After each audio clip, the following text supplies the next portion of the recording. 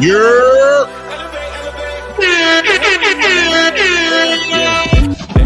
They hate when you elevate.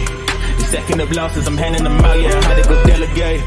It feel like I'm floating, I'm lost in the moment, I swear I could levitate. They never believed that I would really fly, I had to go demonstrate. I had to set them straight. They hate when you elevate, elevate, elevate. They hate when you elevate, elevate, elevate. Yeah, they hate when you elevate, elevate, elevate. They hate when you elevate, yeah. I had to elevate. I'm way up, way too fly, yeah, I'm feeling myself. Ain't no chance I'm coming down, no. Got a soul view to myself, yeah. Why would I give it up? Why do they wanna come take my place? I work too hard for it, don't need a replacement. This my vocation, now I got rollies, all in rotation. Hop on a jet just to take a vacation. Remember the moments was trapped in the basement. Now the hard work is all taking me places. Squatting all bad like we trapped in the matrix. Bet on myself and go ball out in Vegas. Living a life like I'm rich and I'm famous. Don't see the grind that I know that it came with. Yeah. I ain't make it this far for myself, yeah. I had to prove to everybody else, I had to set them straight, yeah. I had to ball, so I had to renovate, I know. They hate when you elevate. The second of losses, I'm handing them out, yeah, I had to go delegate. It feel like I'm floating, I'm lost in the moment, I swear I could levitate. They never believed that I would really fly, I had to go demonstrate. I had to set them straight. They hate when you elevate, elevate, elevate. Yeah. You ain't lying here for boxing. You ain't lying here for boxing. It's the truth. The intro does hit different when it's true. It does hit different when it's true. Salute to the 5 people in the building right now. I'm sure there's a bunch of lives going on, and people will be creeping into the building as we build, and that's what's up. It is what it is. The replay value will be here. You know what I mean? Shout out to everybody in the building, even if you're not in the chat yet. Shout out to the wifey regulating. Yeah, we got to keep the cursing, to a minimum. You know what I'm saying? Got regulated. We got called out. Let me see here. What the grown-ups like, milk and cookies for the rookies, coffee and donuts for the grown-ups. Church. Yeah, man, we building today, man. Man, it's fight week. You know what it is, man. It's fight week here for boxing. I'm assuming that you still in Philly. You still haven't touched down in Cali yet, but it's definitely fight week. In my opinion, one of the biggest events, if not the biggest event of the year that I'm anticipating it to be. I did not keep the cursing to a minimum today, bro. You got to put me on here. You got to let me know what happened there. But Grand Arrivals was yesterday, guys, right? Grand Arrivals was yesterday.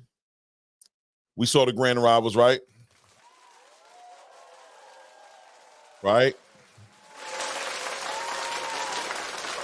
Grand Arrivals was yesterday. We saw Bud step in the building. We saw Cruz step in the building. Okay, Friday morning, no doubt. We saw Jared Anderson step in the building. I mean, we saw the whole entire main card. Even the prelim card, I think, stepped into the building. But I don't know. It just seemed like the city didn't embrace it the way I thought they'd embrace it. I thought they'd embrace it a lot more, but it's starting to feel like, let me not lie to you. I think we all know that there's a casual energy in the space of boxing right now. And if it's not those guys, if it's not the quote unquote faces of boxing as perceived, then they're not going to embrace it. But I think that it exposed a certain aspect of this sport and kind of like what's wrong with the sport today, where a card like that is not getting the attention you thought it would get. I mean, it has all the elements. I mean, you got Cruz and Rayo Venezuela on there, so I know the Mexican fan base should be happy with that. You've got the pound for pound best fight in the world and Terrence Crawford headlining the card. You've got a young contender, one of the top heavyweight boxers in America today, and Jared Anderson stepping up on that. David Morrell, Andy Cruz. You got a lot of great fighters on that card, but it's going to be what it is. The quality of the fights and the quality of the card isn't going to be dictated by the attention it's getting from the city. And like my co-host spoke yesterday too, and other people, we spoke about it, that we're expecting the event to kind of turn up. Probably Thursday, Friday, Saturday. People in the city are going to react and jump into the boxing space and want to see some good fights. And those who know, right? But Grand Rivals is here, man. Grand Rivals is here, man. I'm excited, and I don't know what else to say. Good, let me see. Mr. Big Play Bray in the building. Good evening, my boxing family. Good evening to you. Right back at you, Mr. Big Play Bray, for sure, for sure. But it came and went. You know what I mean? You could see Turkey spend a little bread. You know what I mean? He had the nice cars. You had him bring the champions in, the pound for pound fighters in on the back of the old school, the Corvette and the Mustang. It was a really nice, a nice looking little grand arrival. Looking forward to the media workouts and obviously to the weigh-ins on Friday, and of course the main event on Saturday. But I wonder, I would ask you, do you guys feel like this card is being embraced the way? Do you think it's being embraced the way you thought it would be embraced at this point? I wonder. You know, I just feel like a lot is being exposed right now. Definitely a whole lot being exposed right now in the boxing space. And of course, Shakur Stevenson,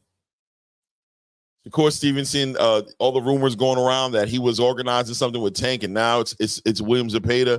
You know, for somebody who has no market value, who nobody wants to see, right? For somebody who nobody wants to see fight, it's really interesting to see how the space is really just kind of like all about Shakur. You know what I mean? Obviously, Tank is across the ocean in Paris at the Olympics doing what he does. Congratulations to Tank Davis and being allowed to lead the country and go out there and represent boxing. That's a big deal. You know what I mean? Definitely got a shout out to him. But here on stateside, while the cat's away, you know, everybody else going to play, right? Shakur Stevenson is all over the headlines right now. It looks like they're talking about a potential Zepeda. You know what I mean? A potential Zepeda fight. Supposedly a handshake agreement. You know, that's what's going across the space. We don't know how true it is. I'll say with the whole entire Tank and Shakur Stevenson negotiation, you know, both parties came out and said that was fake news. Totally said it was fake news. But on this one, on the rumor about this one, as far as Shakur and Zepeda is going, I haven't heard anybody. I mean, Oscar De La Hoya, I think like 2 days ago, kind of threw some water on that fire, said that's not what was happening. But once again, here it comes again, resurfacing that Shakur Stevenson and William Zepeda are, you know, pretty much in agreement with each other as man to man that they want to make this fight happen. Obviously, the promotional companies have to get on board with putting that together for it to be real, but it is what it is, right? Let's see what's going on here. We got LaRon Jones in the building. Salute LaRon Jones in the building. Put that on for you. RC, shout out to RC. JR Spock in the building. Salute. Salute. Good, man. In the building. Salute, fellas. Salute to you. Salute to you, man. Yeah, man. So, you know, for somebody who's has no market value and really just nobody wants to see him fight and everything else that's been said, he's all over the place right now. It seems like he's a fight to be made. And the rumor is that Shakur Stevenson is actually working with Turkey potentially to get on that Better Beef Bivol undercard, maybe even a co-main event. That's a payday. If you guys don't know, if Turkey's involved with it, that's a big payday right there to see him and William Zepeda. That's a great fight that can be put together. It looks like there are some options out there for Shakur Stevenson, right? It looks like there may be some other options that he doesn't have to wait on Tank. You know what I'm saying? And the question has to be at this point, right? The question for me, it's really no question for me, but I would say the question to the boxing space is, you know, like it says on the screen, should Shakur wait on Tank Davis or be more concerned about being active? You know, a lot of these fighters sit around and wait around for these fights to come around. And it just gives leverage to people like Tank Davis, right? And shout out to Tank once again, but at the end of the day, the leverage kind of goes in his direction. When you got fighters who are anticipating and waiting on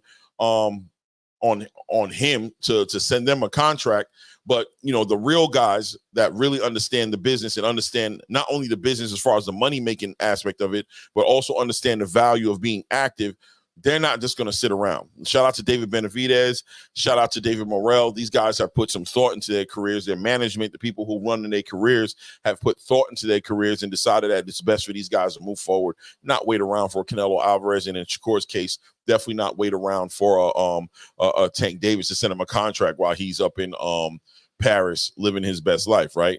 So if Shakur can put something together with William Zepeda and have something coordinated to get him some money to keep him busy, he only gets better, and he's a young guy. So at the end of the day, that fight with Tank Davis, in my opinion, is always going to be there. I know people want to paint this picture like, oh, Shakur this, Shakur ain't doing that, and he don't take this fight. This is his opportunity to make his payday.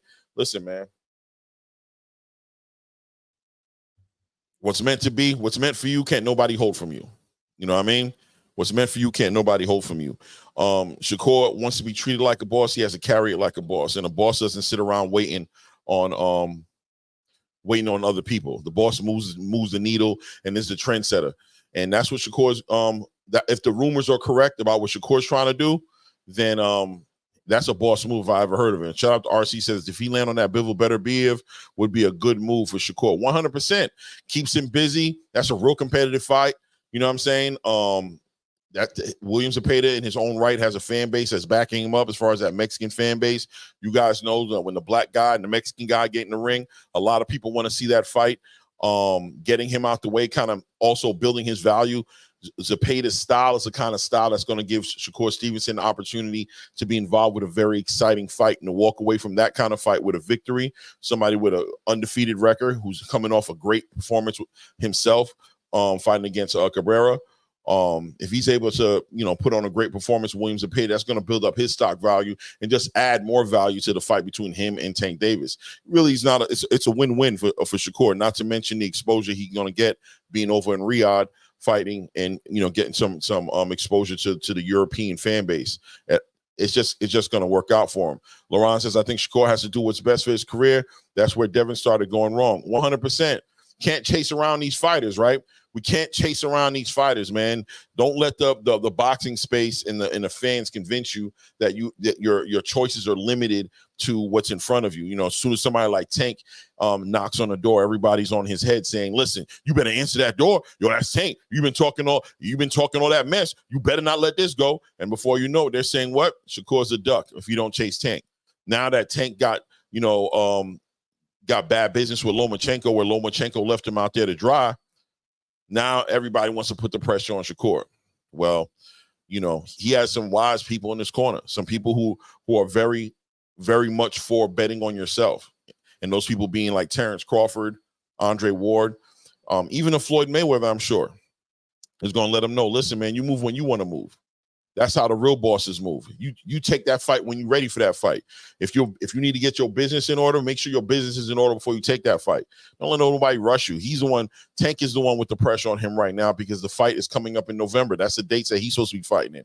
So obviously he's going to be running a little tight in circles trying to find that dancing partner. But at the end of the day, there's really no pressure on Shakur. He just came off of a fight. He's right now a free agent in the midst of looking for a promotional deal that's going to be tailor-made for him to do what he's trying to get done. That should be the priority, in my opinion, more than just jumping through fire hoops to make this fight with Tank. Now, as a fan, I get it. As a fan, we want to see Shakur fight against Tank Davis, 100%. That's the fight to be made. But look, man, only Shakur is going to deal with the consequences or the rewards of the decisions he makes. So we have to take that into consideration. RC, I think he need a co-main. He need a co-main to take the spotlight off him just a little bit. Maybe Shakur, big play. Shakur letting Tank know he has options. I think you want to say options. 100%. What does the old saying go, Mr. Big Play? I could show you better than I could tell you, right? I could definitely show you better than I could tell you.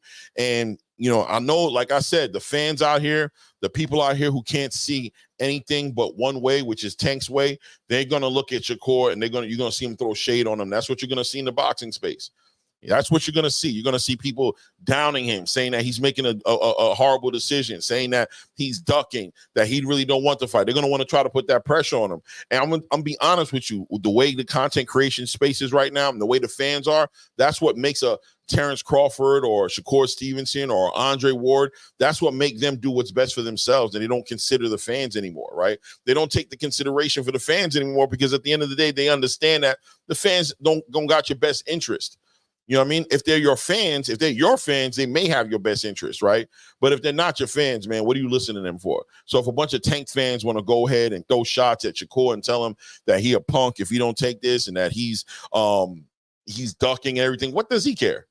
what does he care, right? At the end of the day, what does he care? He has a WBC title. If you want to get to undisputed, the road to undisputed comes right down Shakur Stevenson's street. He don't need to move addresses. He don't need to do nothing to his property. He's living right in the He's living right in the right neighborhood right now where he needs to be to get any opportunity. They're going to come his way anyway, unless they don't want to fight for legacy.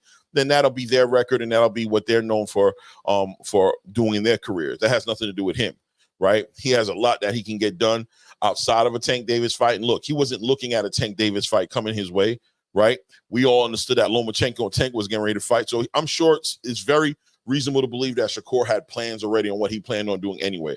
This doesn't throw anything off of him. If you want Shakur to replace or pop up and cancel everything he's doing, then I'm sure he's going to make you play. He's going to make you pay like you weigh to make that happen, right?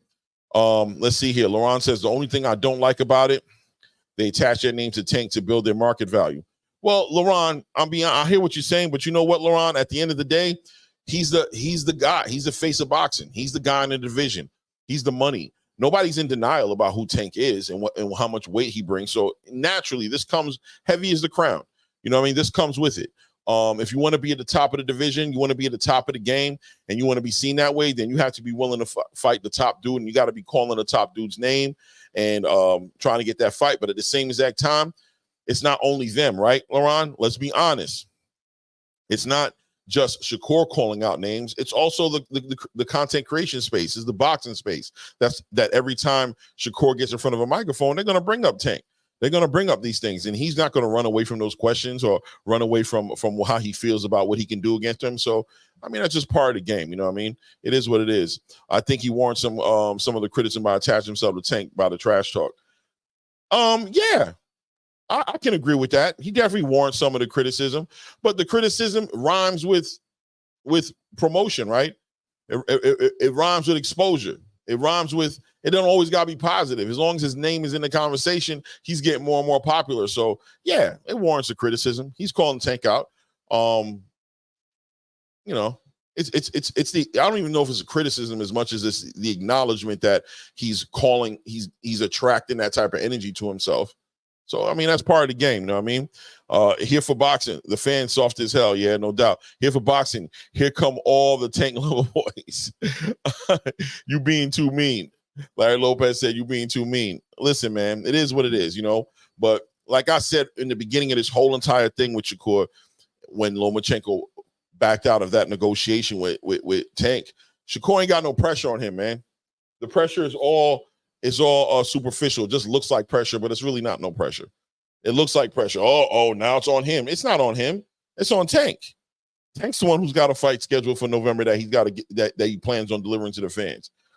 What pressure could Shakur possibly have from Tank not for negotiations going bad between Lomachenko and Tank?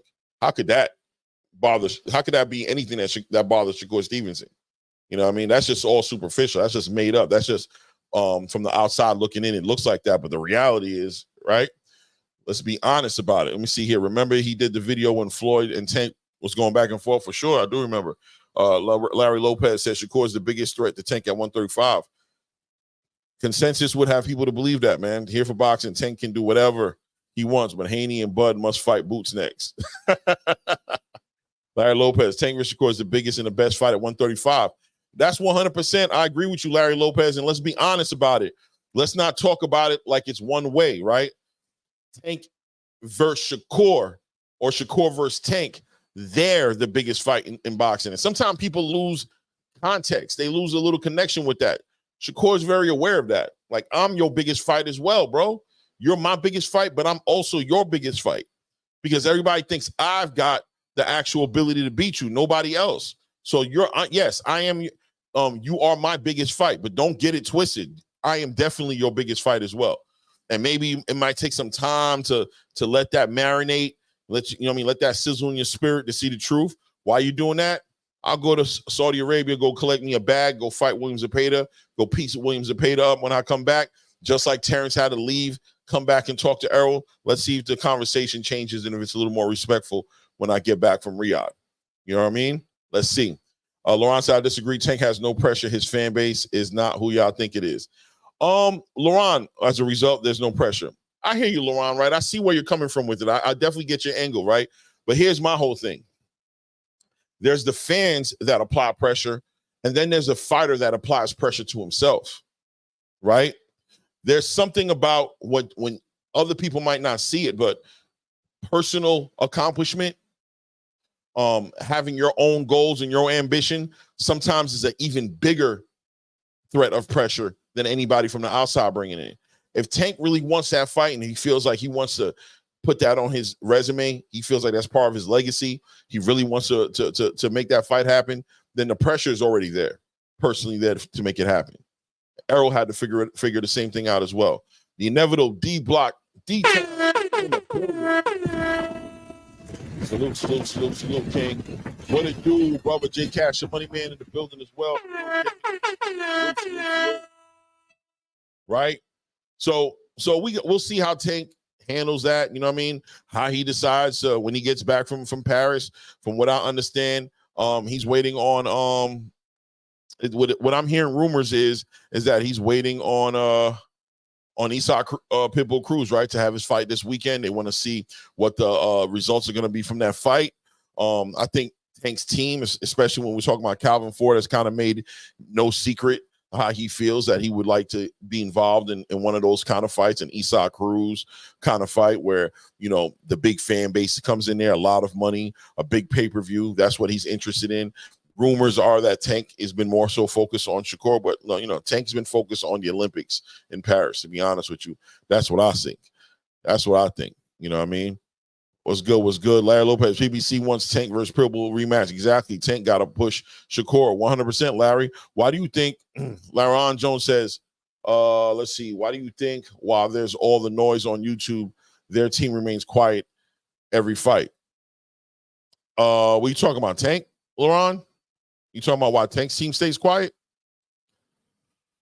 Look, man, that's just the way they carry it, bro. I mean, look, when you got the wave, you got the energy, you got the juice, you don't got to do much, right? No secrets. You ain't got to do much, right? Tank is carrying it the way he's supposed to be carrying it.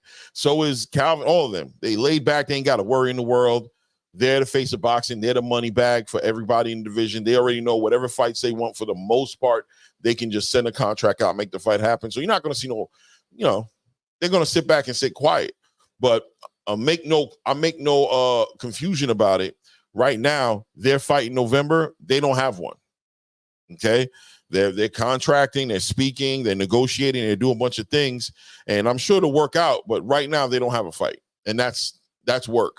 That's something that needs to be rectified, right? So we'll see how they carry it. But moving the needle on and keeping it moving on, and obviously Eddie Hearns is also in the conversation. I saw Eddie Hearns. You guys see that Eddie Hearns interview? I don't know if you guys saw it, but Eddie Hearns was speaking on the relationship between him and Shakur and what's going on, and basically stated that, listen, in an unofficial capacity, he's kind of working with Shakur right now, right? That Shakur's team, Jay Prince, and all those guys are in communication with Eddie Hearns, and that they gave Eddie Hearns basically permission to go ahead and start to, you know, do some negotiating on some potential opportunities for Shakur Stevenson outside of the Tank Davis situation. That seems like it's moving. Shakur's really manifesting or putting together a big powerhouse team right now. It's coming together for him. People are really building around him right now, where people feel like there's like this downtrend. Listen, man, I don't see it. I see it being an uptrend for him. I see it being an uptrend. Shout out to RC putting some color in the chat. Salute to my brother, man, to the ATP family. Clay, what time the fight start on Saturday? I believe the fight start at 4:30 is the prelims, if I'm correct. 4:30 is the fight. The main card probably starts about like 7-ish. I got to look. I'm not too sure. I know I'm going to be going up live for that fight. That's a fact. So I'll have better information as we get closer to it. But, man, salute to you, RC. Thank you for putting some color in the chat, man. Really appreciate that, man. Let's see. That's easy to get for them. Yeah. Tank Legacy is on the line. It's time to get the fans the best fight. Yeah, Larry, I don't know. Yeah, I mean, is his legacy on the line? Yeah, to a degree. I think his legacy could be on the line to a degree, but at the same time, no, right? The pressure is on him that he's put on himself to come get ninjas, right? Like he said, he's coming to get ninjas. So that's already, you know, like I said, that pressure you put on yourself is way more concentrated and way different than the pressure somebody from the outside could put on you. But yeah, man, the odds is on Tank right now and see what he's gonna do. The pressure is definitely, in my opinion, once again, not on Shakur Stevenson. The pressure is really not on him. He's already faced the backlash. He's already given the De Los Santos fight. He's already given the fight against Artur where people are complaining. He's already got the world against him and feeling like he's not checking the boxes. So how much worse can it get for him? It can only get better for him, not worse. Salute Bruce Gass in the building. Salute. Let's see here for boxing said, they tell Shakur to go fight someone else and look good, and maybe he can get the fight. But the moment Shakur looks incredible, they'll just use economics to duck him. Yeah. I see where you're coming from here for boxing. Larry Lopez, Tank hasn't fought a real champion with a real title on the line in years. Yeah, you know what, Larry? It's true. I agree with you that, those criticisms are there for Tank, right? Those criticisms are there, but the reality is he's still the face of boxing. He's been able to muster up a lot of attention and a lot of must-see fights that people, no matter who he fights, this is how the community feels about it. So, it is what it is. I'd rather see him fight some big championship fights myself. I'd rather see him unify, become a unified or even an undisputed champion. I like to see him on that path. But, where he's at, he's super successful at it. Can't take it away, man. Let me see here. Here for boxing, they don't want to put Tank in no fight with his rival after that Fury and Bud did it to their two top guys. Okay. Ron, he'll fight them when he decides. Maybe, yeah, Laron, I agree. But it sounds like he wants to fight them now, right? It sounds like he wants to fight them now. So we'll see what happens. Larry Lopez, Tank is a beast. It's just disappointing. Yeah, that's just the reality of it. I understand. Salute to Well-Connected, Dub. Well-Connected channel as well. He got a bunch of hot interviews he's been working on. Things he's already put out and a lot more that he's going to put out. Y'all go ahead and make sure y'all subscribe to Well-Connected Elite Sports for sure. Let's see here. So yeah, man, Shakur Stevenson in negotiation, still weighing out his options. He's gotten kind of quiet as well. When you look at his Twitter presence, it's not the same way as it was like directly after that Artur fight. So we can only imagine what they're working on over there, right? We can only imagine what they're working over there. I wonder how real if that Williams Zepeda fight is being put together, if that's what the next fight is for Shakur Stevenson. I think that is the next best move for him personally. I think that's where he should be at, unless Tank sends him a really good contract. Him putting that Williams Zepeda fight together sounds like the move to me. I ain't gonna lie to you. That's how I kind of see it. I definitely see it that way. Let's see here. Yeah, no doubt. Well-Connected, put that link in there. Y'all make sure y'all check his channel out, man, for sure. Let's see here. They don't they don't care about legacy. They care about money. That's basically what Calvin Ford was saying the other day when he started trying to justify a rematch with Pitbull over unification with Shakur. Yeah, man. The conversation was steered towards money here. I can't lie to you here for boxing. It was definitely steered towards money, and it does seem fair to say that they're more focused on the prize fighting part of boxing than the legacy part of boxing. And I want to say there's nothing wrong with that, right? I want to say that because you figure at some point the legacy fights are going to come, right? Because if you're building the money and you're building the value in the fighter, and the fighter's going to be other fighters' biggest paydays, eventually those legacy fights should come across the board and put them in position to check those boxes and make those legacy fights. I think it is what it is when it comes to that conversation. I think I could be devil's advocate on it, and I could definitely, argue it from your side as well about the legacy fights. But once again, if it ain't broke, don't fix it, right? If it ain't broke, don't fix it. They're making the money. They're getting the respect. They're getting the attention. The fan base is embracing him. It's working. Who we to tell him not to do no more? There you go. Well-Connected said the money brings a legacy. Exactly. Well-Connected. You know what I mean? It's you can argue that them chasing the money and building the value in the fighter puts them in position to have big legacy fights, as well as bringing the paydays that they're looking for to get into those fights. So, you know, it's that time. Like I kind of backed off of Tank Davis of the scrutiny a little while back because I said, listen, after I heard that his game plan was to come out and come get ninjas, like he said, and that he was coming to make all those fights now because he's on his way out the door. I was like, all right, well, if those fights are coming, what do I got to complain about? You know what I mean? Salute to Andrew Charles in the building, man. Salute. Let's see. J.R. Spark said, no, Tank is not about the money. Otherwise, he would have accepted Turkey's invitation. Tank is about a manufactured record and false realities. Wow, JR. All right, JR. I hear you talking, man. I hear you cooking out there, man. Maybe, you know. Yeah, listen, man. He definitely turned down any type of communication with Turkey, Al-Sheikh or Eddie Hearn, who seemed to be a representation of Turkey's interest. He definitely, without a doubt, I agree with you, just denied any communication. That was all about money. But at the same time, you know, he's always been making the big money, and we all know that he was in negotiations with Amazon and PBC and waiting on a whole lot of things at the time. So him turning away Turkey at the time, I don't know if that really checks the boxes that he don't want to get money as much as, well, I'll say this. Tank wants the money, but don't get it twisted. He's not willing to sacrifice his respect for the money, right? So if he feels like Turkey's not respecting him the way he needs to be respected, and he feels like he's not getting the recognition he deserves, he'll turn Turkey away. Not only because of the issue of the respect, but also because he knows he has another option. He has somewhere else he can go to get the money. He doesn't have to go to Turkey to get the money. So it's not far-fetched that he would turn away a Turkey Al-Sheikh opportunity, being that he can, like he said before, he can get all that money and do everything he wants to do right here in the States, right? He can go to Atlanta, pack out somewhere in Atlanta, get the money. He can go to Los Angeles, Las Vegas. He can go to Barclays in New York. He can do damn near anything he wants to do and go get that money. He still is the A side. He still is the face of boxing. So it is what it is, right? Let's see here. Tank here for boxing. Tank didn't accept Turkey's offer because his bosses won't let him talk to him. But when the PBC is wiped away, Tank will be working for Turkey because who else will pay him?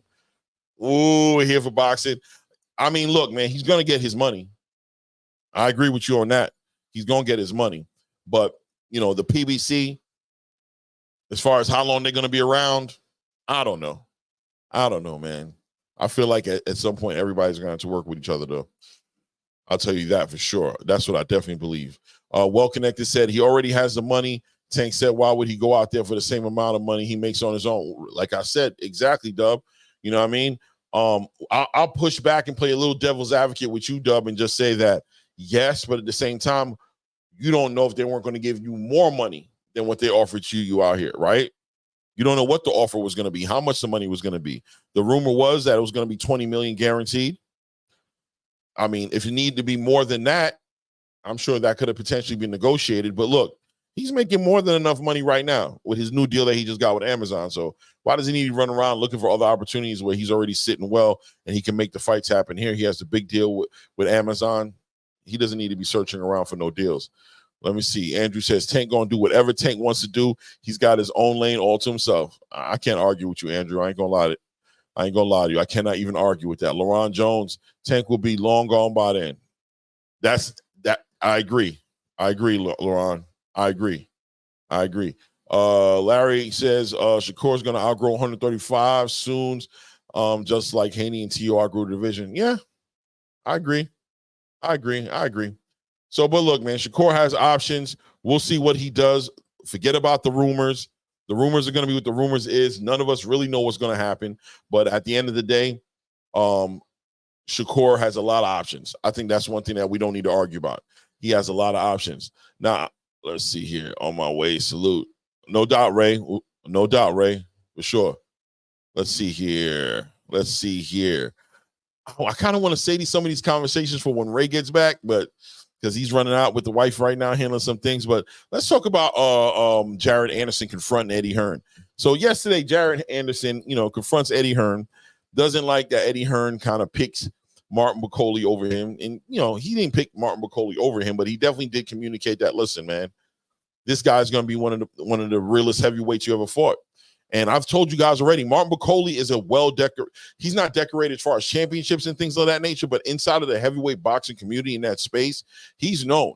He's sparred with some of the best heavyweights in that division and given them all hell. They know who he is. He's the high-risk, low-reward fighter that presents a lot of adversity and a lot of issues that you only fight if you have to fight him. Maybe Jared is not aware of who he is. Maybe Jared has been, doing his own thing in America, not following what's going on in Europe. But this is a big, a big heavyweight, a good jab, good fundamentally sound heavyweight. The only fight he's lost against Michael Hunter, and Michael Hunter beat him. A lot of people would argue because of an injury he had to his shoulder, not necessarily. Mike Hunter didn't necessarily beat the brakes off of him, right? But he did get the win. But this guy's a game opponent. And look, Eddie Hearn has no problem keeping it 100 and said, listen, he told Jared Anderson, look, man, if you beat him, you are the truth. We will give you your respect. And I'm not saying you won't beat him, but I'm definitely going to let you know that this is a way closer to a 50-50 fight than some landslide situation like what you've been doing early in your career. Now, hopefully Jared Anderson is not drinking his own Kool-Aid and doesn't go into this match feeling like he's just naturally going to beat Martin Bakole easily. Hopefully he's not thinking that way. You would hope that he's taking this fight very seriously, that whoever's training him is taking this fight very seriously. They know who they're dealing with. I believe he's working with Sugar Hill right now. Sugar Hill also works with Tyson Fury. I'm sure Sugar Hill has witnessed Martin Bakole sparring. He knows what that guy can do and what kind of damage he can inflict. I would think that he takes that fight very seriously. And if you see Jared Anderson acting the way he's acting, one might say there's a little bit of disingenuous energy going on there, where he might be trying to sell to the crowd or sell to himself that this fight's not going to be one of the biggest fights or the biggest fight that he's competed in up till date. But real recognize real. If you pay attention to Martin Bakole, you know that this guy's a real opponent. He's a real contender. He's not to be taken lightly. And Jared being a little, in my opinion, Jared Anderson being a little distracted by the big baby, by the Jarrell Miller situation, kind of like, wanting to speak on that and, not liking the way Jarrell approached people in his camp or whatever have you. You would hope that he's going to be focused for this fight. But I'm telling you right now, that's a fight that everybody has to keep their eye on. Martin Bakole, in my opinion, is definitely the dark horse of this division. Of this fight, of this card. He's a dark horse of the fight. People can say whatever they want to say. This guy's going to be a problem. He's a threat to Jared Anderson. He is a real threat. He understands how to use that jab. He understands how to work the body. He understands how to apply pressure. He's not going to let Jared Anderson off the hook. He's not going to allow Jared Anderson to just move all around. He knows how to cut the ring off. He deals with it all. This guy's going to be a problem. Let me see here. Boom, boom, boom. What up, Saray? What up? Smash the like button, guys. Show some support for the channel. Subscribe and share the color. Share color, the chat. No doubt, man. For sure, guys. Definitely share some color in the chat. Man. Tone Deaf. Salute, King. Salute. Salute,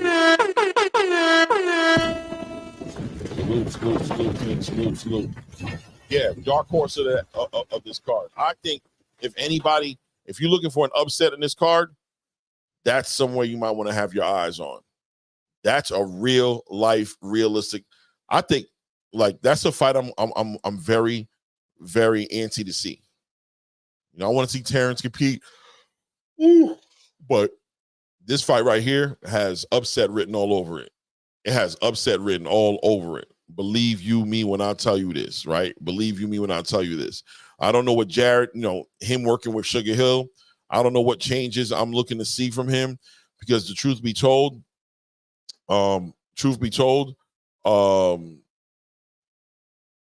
he's always, we've seen the holes in his games. He gets hit pretty easily. When he gets in there, he overcommits to exchanging, and I've seen him get hit with some clean shots, but also that could be accolades to his chin. His chin has been tested, but I'll probably want to see him become more defensively sound. But at the same time, I'm interested in seeing what kind of adjustments he's going to do for real big boxers like this guy with long arm reaches and devastating bad intention jabs and bad intention punches. I'm definitely interested in seeing what kind of adjustments they put in his camp. Tone, he said, Clay, do you bet? Nah, I really don't, man. I don't bet, man. I've been thinking about it, though. I ain't going to lie to you. I'll be lying to you right now if I said anything about it. J Pitt City in the building. Salute, salute, salute.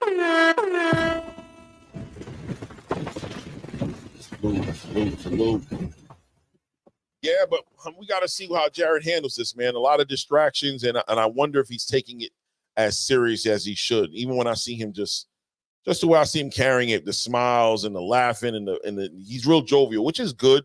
I mean, if he's, if you're prepared and you're that confident in yourself, then it is what it is, right? But at the same time, I think he'd be lying to himself if he sits here and tries to sell to himself that this is just another fight, because it's just not. It's not another fight. This is a big fight, first of all, on a big stage. Martin Bacoli is giving you an ability to perform in front of Turki Al-Sheikh. A lot of money. You're the ambassador of Turkey right now.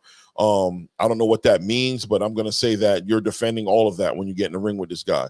And if you do your research and your Googles, you know that Turki Al-Sheikh does not give layup fights to his fighters. He doesn't give them layups. All the fights are competitive that he puts together. He has all them fighters on his card competing at a very high level. Very high level. You know what I mean? Take it for what you want to take it for. But hope he's taking it seriously. I definitely hope that he is taking it seriously, guys.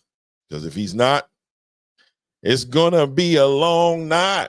It's going to be a long night, or maybe a short night, right?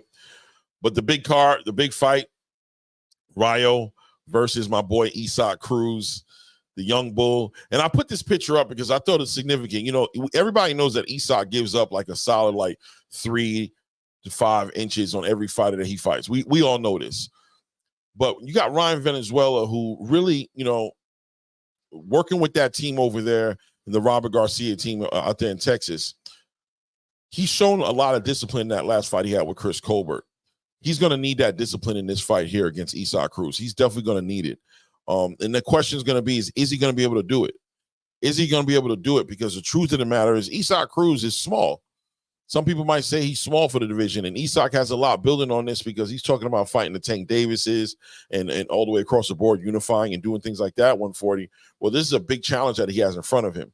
We have to see if the distractions are there for Cruz. Has he been getting overly distracted by all the attention he's been getting since his last fight? Became kind of an overnight star. All of a sudden became an overnight Mexican superstar. And the same conversations with the Canelo Alvarez's and things of that nature when it comes to Mexico's love and pride for boxing. Cruz is one of those guys who's in that conversation, wondering if he stayed focused and he's able to be him who he needs to be in the training camp to be who he needs to be that night in the ring. And Ryan Valenzuela, he knows what's going on. The opportunities are hold on a second. Clay, why you never pinned the Cash App, Augie? I got the Cash App on there, man. Right there at the bottom. Cash App, ATP Combat Media. It says it right there. My PayPal is there too. By the way, salute Frequent Fly. LeBron Jones says, who do you have winning that fight? And what round do you think it'll be over? And I go back and forth with that fight, LeBron. I go back and forth. For the most part, I'm most of the time generally leaning towards Isak. That part of me has me leaning towards him. But then I'm always thinking about, like I told you guys, I think Robert Garcia is going to be that intangible. He's going to be that difference maker in this fight. Rayo Venezuela's ability to listen to Robert Garcia and take that instruction and manifest what they've been working throughout in training inside that ring is going to make a big difference what we look like in there. It looks like Rayo is sold on Robert Garcia, that he just believes in him, and he's led him to that big victory with Chris Colbert, so he's kind of like on board. So there's a really high probable chance that Rayo can win this fight as well. Real high chance. You want to go, I hope I'm not jaded by Cruz's the stardom that he's reached and the performances he's been able to put out there. And obviously you're only as good as your last fight. So that performance you put on with Rolly Romero was A1. I don't know if maybe we're just jaded by that to favor him over Rayo Venezuela. But right now, if you ask me, I'm going to still lean towards Isak. I am going to lean towards Isak, but I know that upset is definitely written all over this as well. Ryan Venezuela could definitely do it. Click friendly, John, bro. Click. Oh, you mean like a little like an address, something to put inside of the inside the chat or something. I don't know. Salute right hand downtown to Brooklyn. Salute. Lorenzo, who was that's a good question, Laron. Who was Ryo with before? I think he was with his father. If I'm not mistaken, I think Ryo was with his father. I think that's what it was. Don't quote me. I could look it up, but I'm pretty sure that's what it was. I'm pretty sure Ryo Valenzuela was with his father. Let me see if I can pull it up real quick here. Let's see. Ryo Valenzuela. Let's see here. Trainer before. Trainer before Robert Garcia. Let's see. No. Who's it? Hold on a second here. Let's see here. Robert Garcia. I'd have to look deeper into it. I mean,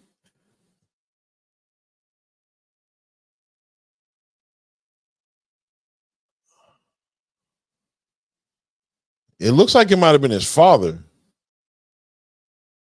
Don't let me go get the line and BSing with you.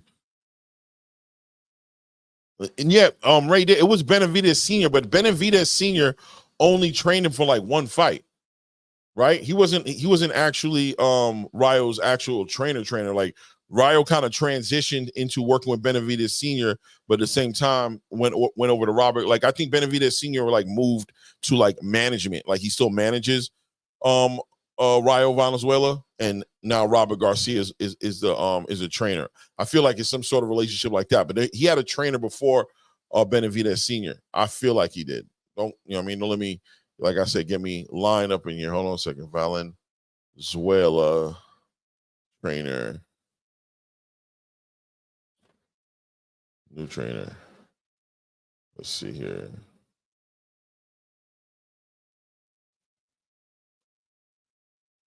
Man, it's not saying, it's not communicating. Anything Venezuela punches, Ryo, Venezuela, and Colbert, Isak, Jose El Rayo Venezuela. Is that who it was?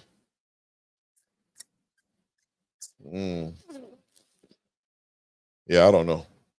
I have no idea. Ryo for the win for the money. Yeah, the money's there. The money's there on Ryo. He's definitely the underdog, so that's where the money's at. Salute Rick Timms in the building.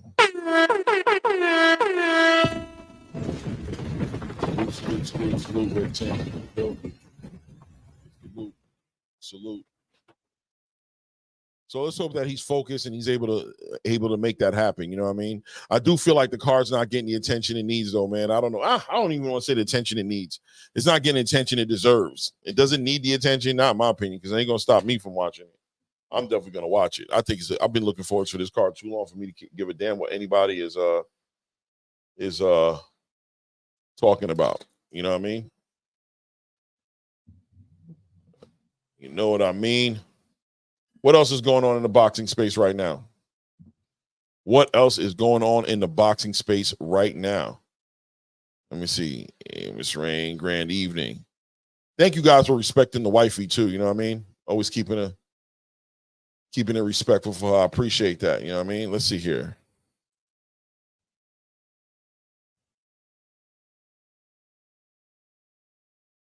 Let's see here. I really wonder how that Shakur Stevenson Williams Zepeda situation is panning out. If that's a real negotiation happening right there. I think that I don't know, man. I don't know. Tank Shakur. That's what everybody's talking about right here. And it is all about Tank and Shakur. But Tank's not here.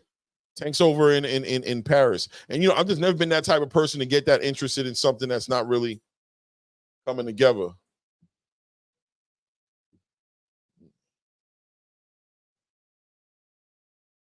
Hold on.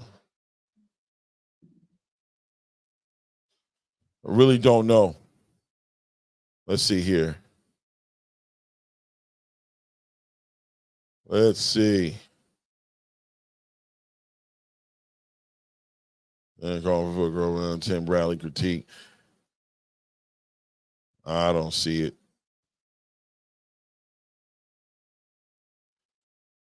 Martin Bacoli says he sees fears in Jared Anderson's eyes. I think Bacoli, I'm telling you guys right now, I think Bacoli's, I ain't gonna lie. I don't want to predict something mess up and put no bad juju on it, but I'm telling you, I think Bacoli about to upset Jared. I think Jared's gonna have a hard time. I don't know if he's gonna go an all-out attack. I'm not too sure. Okay, I don't know what I'm looking at. So,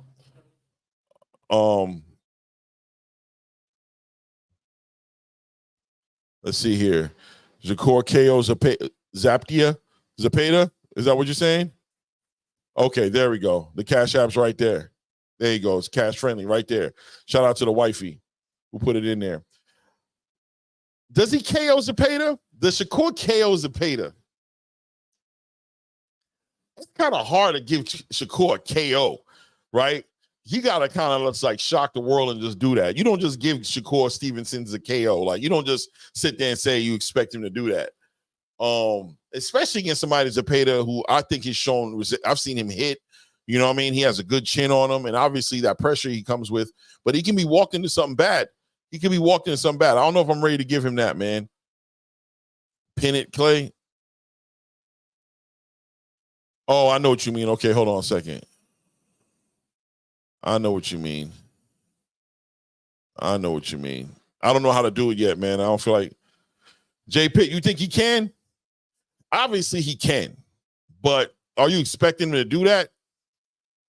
I think if you is Shakur Stevenson one of those fighters that if you back him into a corner, that the way he'll react, that fight will come out of him? Is that what's going to happen? If Zapata presses him, is he going to just jump out and knock Zapata out, or start like really letting his hands go? Or is his instinct going to be to do what he did with De Los Santos? Granted, he was injured with De Los Santos, so that won't be the case. It shouldn't be the case with him and Zapata, but you see him doing something like that, Shakur surely beats him. But stopping him, he got to show me 100%, Rick, right? Like, I'm not ready to be like, yo, this dude about to stop somebody, especially like a William Zapata. But I definitely think he's probably going to more than likely, he's going to beat William Zapata. I have to say more than likely, Shakur has to go into that fight as a favorite in that fight. You know what I mean? Yoshino, come on, J Pitt. Shakur going to jump out the ring. I don't think he's going to do that, Flyer. I don't think he's going to jump out the ring. I don't see him doing that. You know what I mean?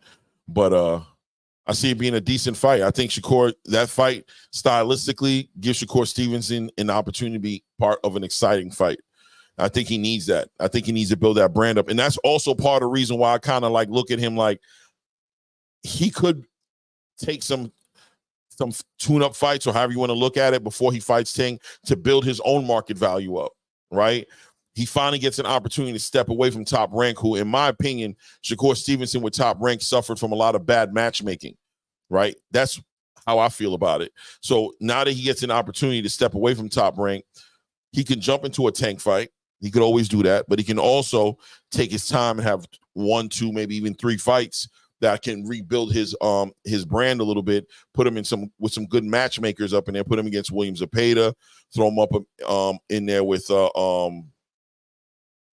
even like an Andy Cruz, but a lot of other fights that you could put him in there with at 135 to kind of like force that hand, even with like a Medueno or a Moratala, right? A Raymond Moratala or Keyshawn Davis, right? Or maybe let him unify with a Dennis Barancek or those kind of fights.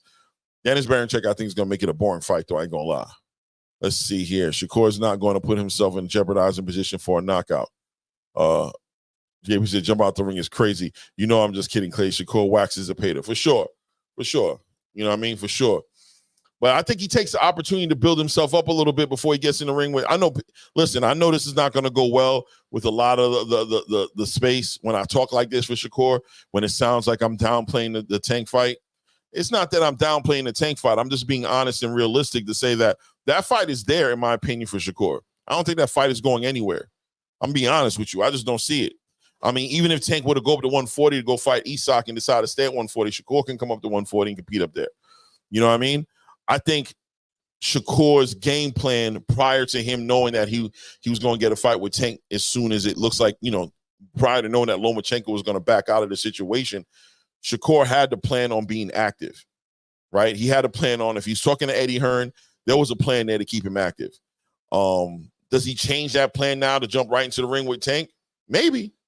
It wouldn't shock me if he does it, but it wouldn't shock me if he doesn't. I'll be honest with you, just wouldn't shock me. And I wouldn't be sitting here knocking him for doing it. I know the space is ready. They're ready. Everybody's guns is cocked. I hear the content creators speaking. They're waiting.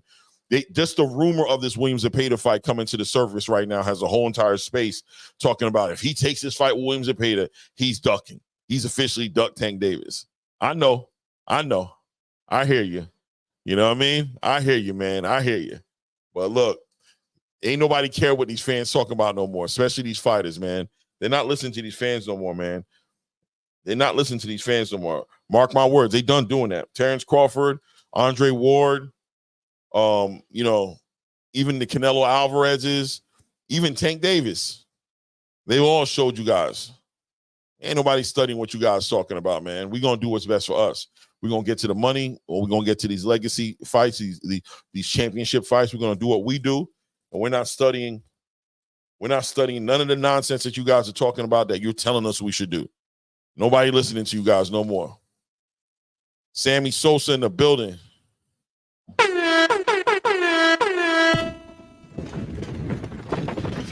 Salute, King. Salute, man.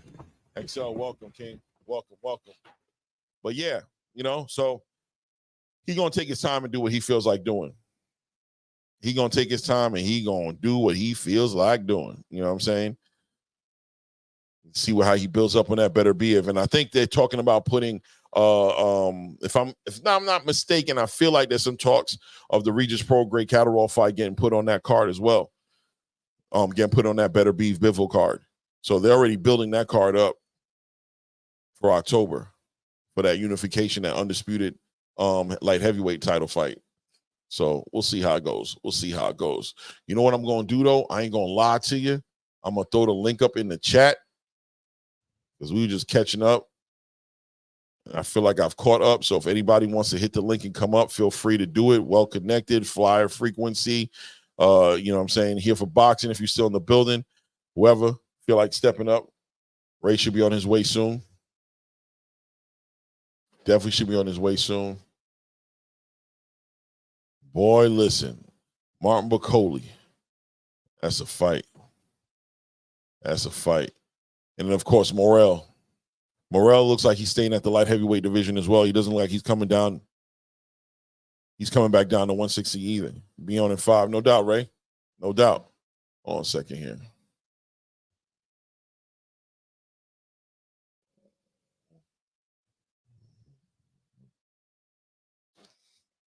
Quick little. Woo. What other news is going on in boxing, guys? We building what's going on. I seen Ortiz do a little interview, getting ready for his fight next week. That's going to be a huge fight for sure. That's going to be definitely a huge fight. I keep telling you guys that as well. That's probably going to be damn near fight of the year right there. I think that Ortiz Bohachuk fight is going to be damn near fight of the year. Everybody's sleeping on it. We'll talk more about it obviously next week as we get closer to it. LaRon Jones, salute. Would you put the target on there? Okay. That's going to be fight. And then we got Billy too. I forgot about that. We definitely got Christian and Billy getting ready to pull it off with Varianchenko. That's a fight. Maybe Canelo might be interested in taking the winner of that fight. Give us somewhat of a decent fight at 168. What's good, Bradley? What's good, family? What's good?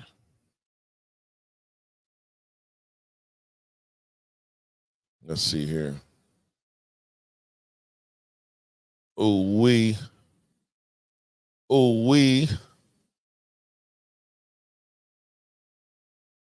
Who do you guys got in the hold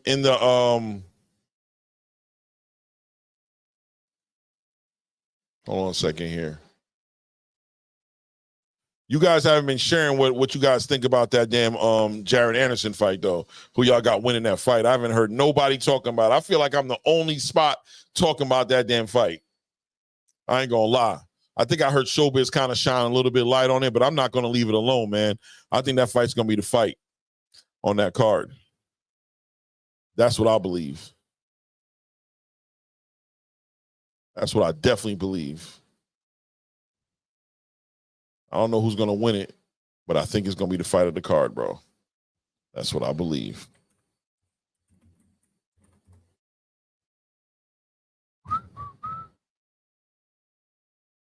There we go. Nope. Nope. Yes.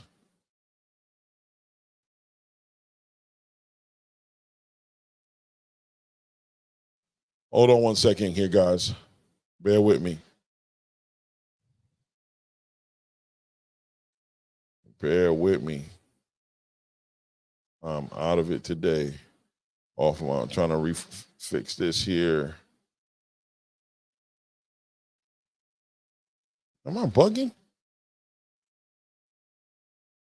Feel like I'm bugging right now.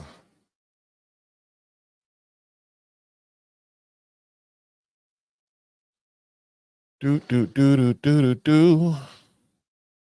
I'm rocking with my guy Anderson all day. Yeah. I think everybody should be rooting for Anderson. He's American, but we gotta see where his mind is at, man. Gotta see where his mind is at. I know he went over there with Sugar Hill. I don't take Sugar Hill as the kind of guy that's gonna play no games. I think with the right motivation, he's gonna step up if you give him the right motivation. If you got that right kind of work ethic around him, he's not going to be a lazy dude. But is him and Sugar Hill going to be able to melt that way before this fight? This is going to be their first fight together. Is Sugar Hill just going to automatically? You're just going to see this big influence all of a sudden with Sugar Hill in Jared Anderson's game? I don't know. Salute AK Crowder. Bless. Are you going to see that? Are you going to see Jared Anderson just melt into the Sugar Hill system and just start delivering power shots? And I mean, look, before, I'll say the last 3 fights that I've seen Jared Anderson in, which was what, if I have to go off the top of my head, it was that Riyadh dude. I think his name was Riyadh, some guy from Canada. Then you had, before that, you had Charles Martin. And before that fight, who do you have before Charles Martin? I can't remember, but I know he stopped the guy before that. His last 2 fights, he hasn't stopped. He went to full 12 rounds. Before, he used to be a knockout artist. We all know Jared Anderson was knocking everybody out. So it shouldn't be hard for him to adjust to a forward offensive fighting style that Sugar Hill's probably going to implement, but it still takes time to just get into anybody's system. You know what I'm saying? Oh, shout out. We got it. Oh, there he is. Ray Davis in the building. Got me. Got you. Look, hey, Jared can box well as long as he doesn't get too rocky. He should be good. Oh, we're going back. Way back. Where you are right now? Because I missed the last little bit, but I'm about to go back. We're going back. I think you were talking about Jared Anderson just now.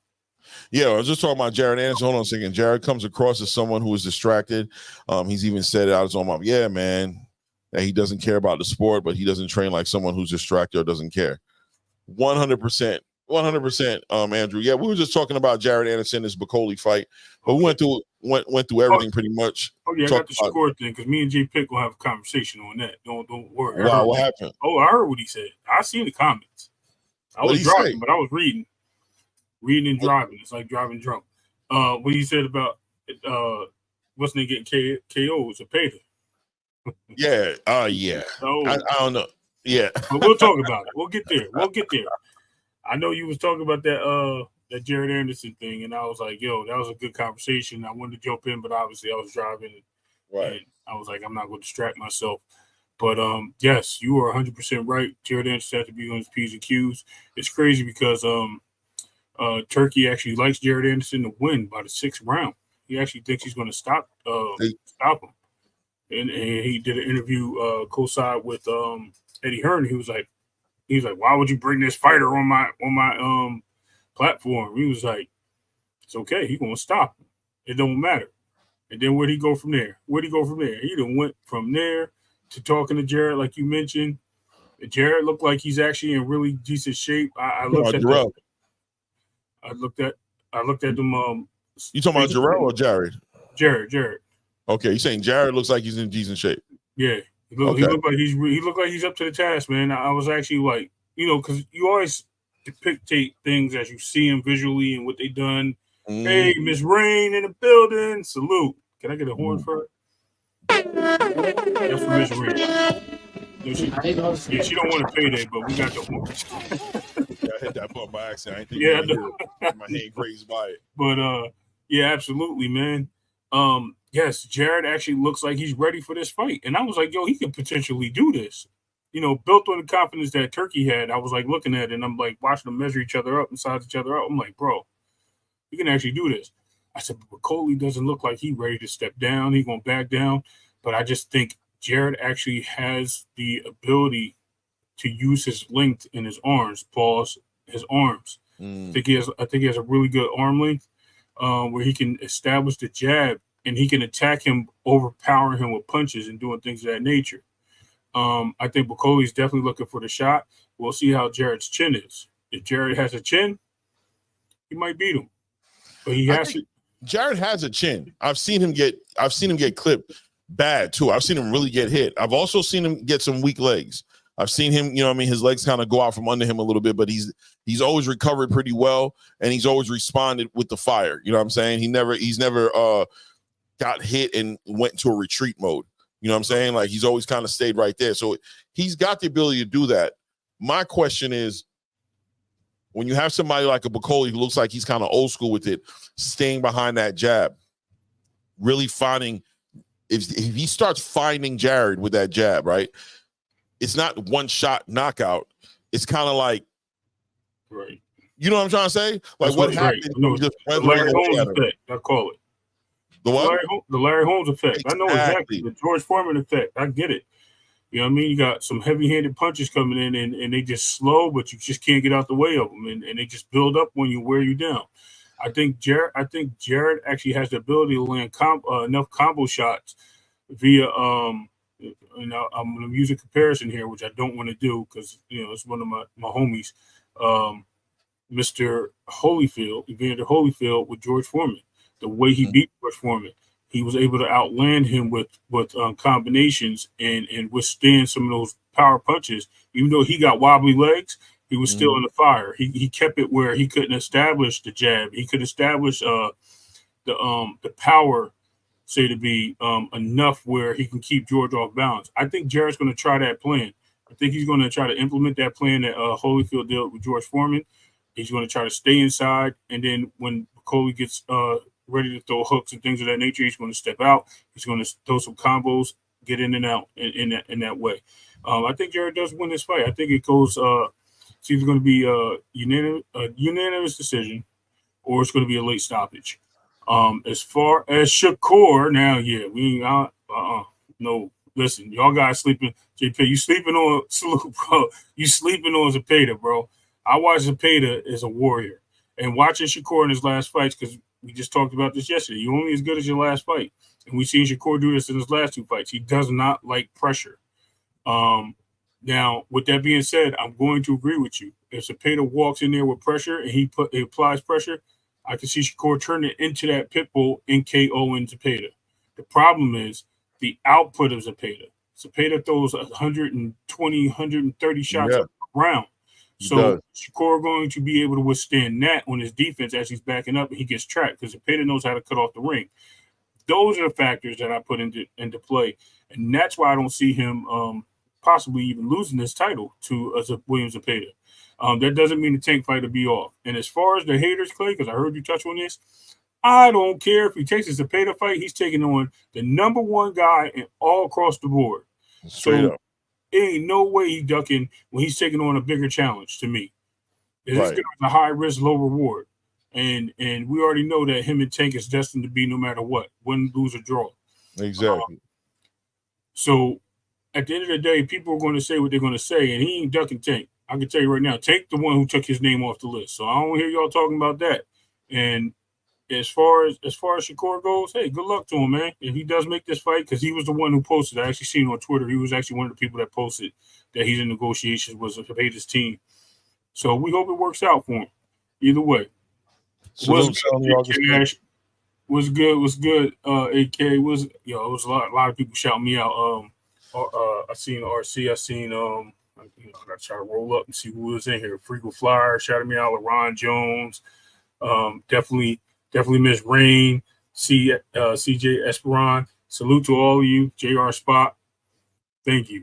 Appreciate it, man. I was driving home, but I appreciate it. Yo, fair right-handed down Brooklyn. What's good, fam? He's the first time I think I seen my dude here on the panel. What's good with you, family? Yeah, it's my first time. I've been listening. I found your channel about a month ago. I've been listening, and you know what I mean. Salute to your channel. Peace. Thank you, man. We appreciate that, man.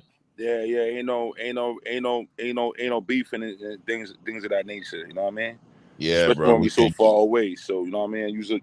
You guys are older dudes. I'm 46 myself. So you already know. We right there. We the same. Right. We the same chapter in our life. Yeah.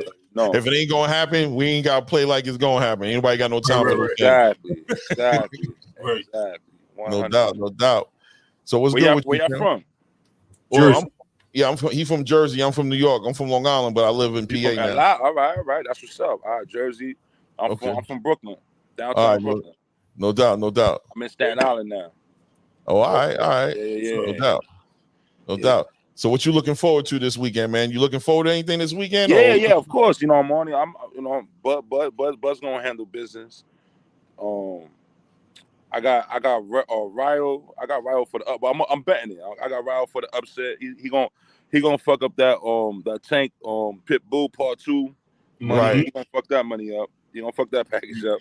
Also, I got an upset alert for y'all though. Okay. I got a nice upset alert for y'all. All right. September 14th. Okay. Edgar's coming to win.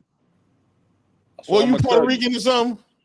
Yes. So, see it on Sound like that. Okay. Talk about it, man. How you see that? A black one though, you know what I mean? Yeah, a dark one, yeah, no doubt. From the other side of the island. From the hood and all that. I'm originally from the Red Houses, you know what I'm saying? So you already know.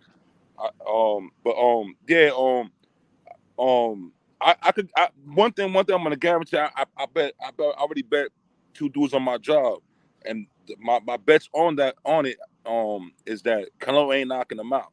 He going the distance. I mean, I got Edgar winning. I'm just saying. If that's right now, that's my bet. I got out that Canelo ain't knocking us out, and Edgar's coming to win. Ain't gonna be like the Charlo fight, where Charlo was just trying to survive. Edgar gonna be out there. Edgar's coming to him. So you think he just needs the motivation? That this is the motivation. It's gonna be the best Edgar we've seen. Yes, sir. He's coming. He's coming to win. He's getting the bag. It's like you got a lot of people. Everybody that talks about this fight, I'm talking about like in the flesh, in person, like with boxing fans around me, right? Right. All they're saying, and it's boxing fans from all coaches. They're saying, they're talking about Edgar's. He's only doing it for the money, right? So you know my answer to that? Like, first of all, this is a professional business. Of course, he's doing it for the money. Yeah, it's prize fighting all day. Prize fighting, right? And why you guys mad at Edgar? Canelo chose him. He said, "Get your shit together, get this 10 mil, and we're gonna fight." Said Canelo send me a contract for 10 mil. I'm going to training camp. You running around the block every morning. You waking up 4 a.m. All that. You know what I'm saying? So of course that's going down. But Canelo, but I believe in my heart to hearts, and I know some of Edgar's peoples. You know what I'm saying? I don't know Edgar directly.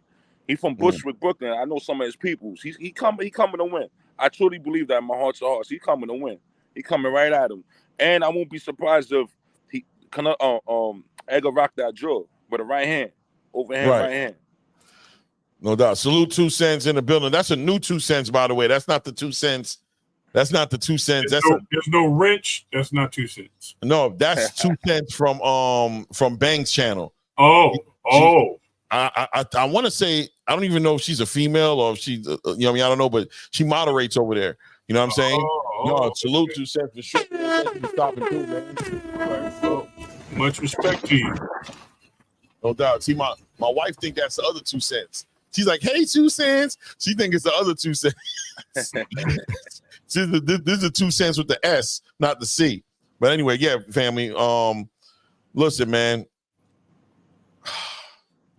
You can't be mad, first of all, at Edgar Berlanga. That is ridiculous. Thank you. That don't make no sense. They mad, yo. They mad. Even a lot of Puerto Ricans out here. Even a lot of you got, bro. I know about like 5 other Puerto Ricans, and it is what it is. It is what it. But they mad at Edgar. They mad at they like, yo, he only ran for the bag. So I'm like, yo, it's so good, bro. You root for you want to root for. I understand. I'm not just. Ride him in the car. No, look, he don't. I want to also go. It's more he from Brooklyn than even being Puerto Rican to me. I'm gonna tell you straight up. I'm rooting for Edgar, right? 100%. Because Canelo's definitely on the other side of the conversation because the way he been carrying it, not appreciative at all from a boxing fan. Locking down that division that way, chasing David Morrell, chasing David Benavidez up to 175 because he won't give them opportunities. Definitely, he don't get no respect. My question is. And like I said, you can't be you're being a hater if you're talking about you mad at Edgar for taking this fight. What do you want him to do, bro? That's you know what I mean? Like, what are you talking about? Face the boxing. That's the biggest bag that he's ever gonna get, that he's ever gotten for sure. And that he may be the biggest bag he ever gets. You gotta go for Berlanga. You know what I'm saying? My question is more on a very legitimate level, like, man, it seems like Berlanga had a real good fiery start to his career, right? I think he went all the way up to like 19-0, 19 knockouts, some number like that, 16 knockouts in the first round. Right. 16. And it was like, all right, everybody knows, everybody was talking, Edgar Berlanga was at the top of everybody's conversation when it came to boxing coming out of New York. But then it seemed like as soon as he got challenged, it just seemed like he got frustrated with himself, right? The low blows, the biting the dude in the ear, the elbows every now and then. It seems like he gets frustrated when it doesn't go his way, that he starts to kind of like get a little dirty. Getting in the ring with a Canelo Alvarez, I think that has frustration written all over it. There's going to be some frustration in there for sure. Now, one or two things. Number one, let's say he does cure the frustration, he gets real patient. That's not Edgar. To a degree, like I don't want Edgar to change who he is.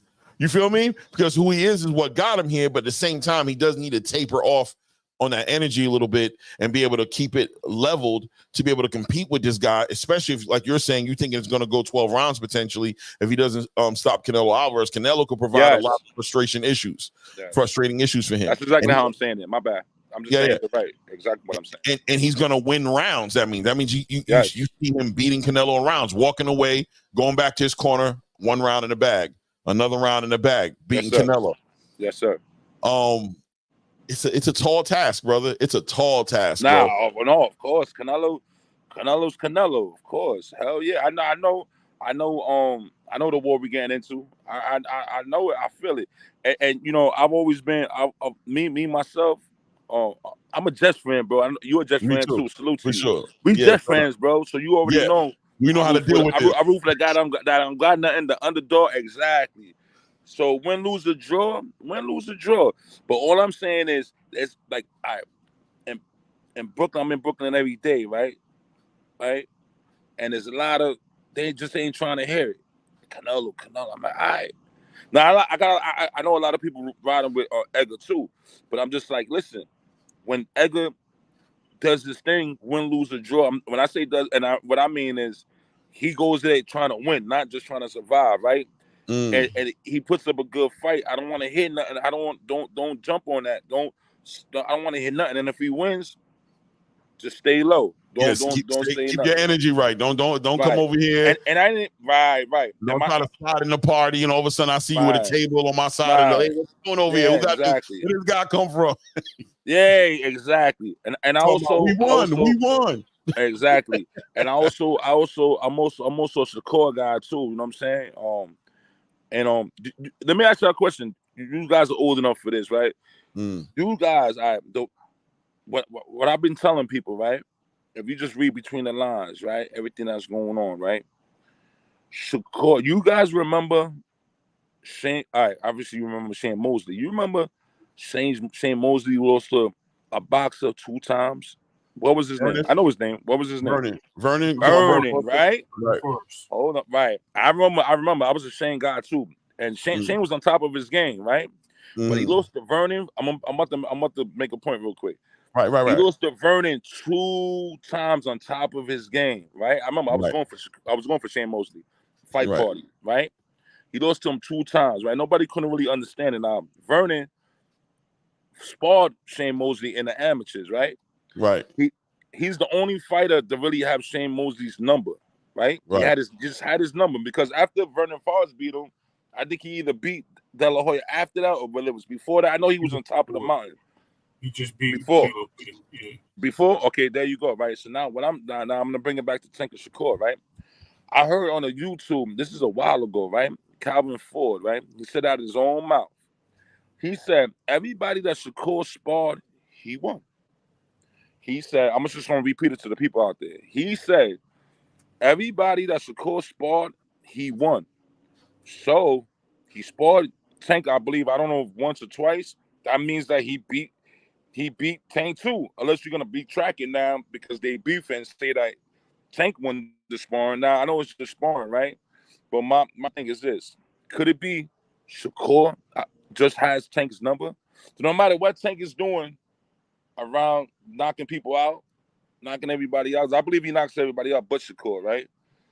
I just believe when that night people say boring, Shakur, this, that, and the third, right? Well, Tank, he's gonna beat Tank because I just think at this point he got Tank's number. And I also believe that I think Tank is gonna use Shakur because he's on his list, right? I think Tank's gonna use Shakur for later. So if he's using him for later, that means they all know something that we don't know. That they know that they made that 85% they're gonna take an elder Shakur. So now what are you're gonna fight Shakur your last fight out?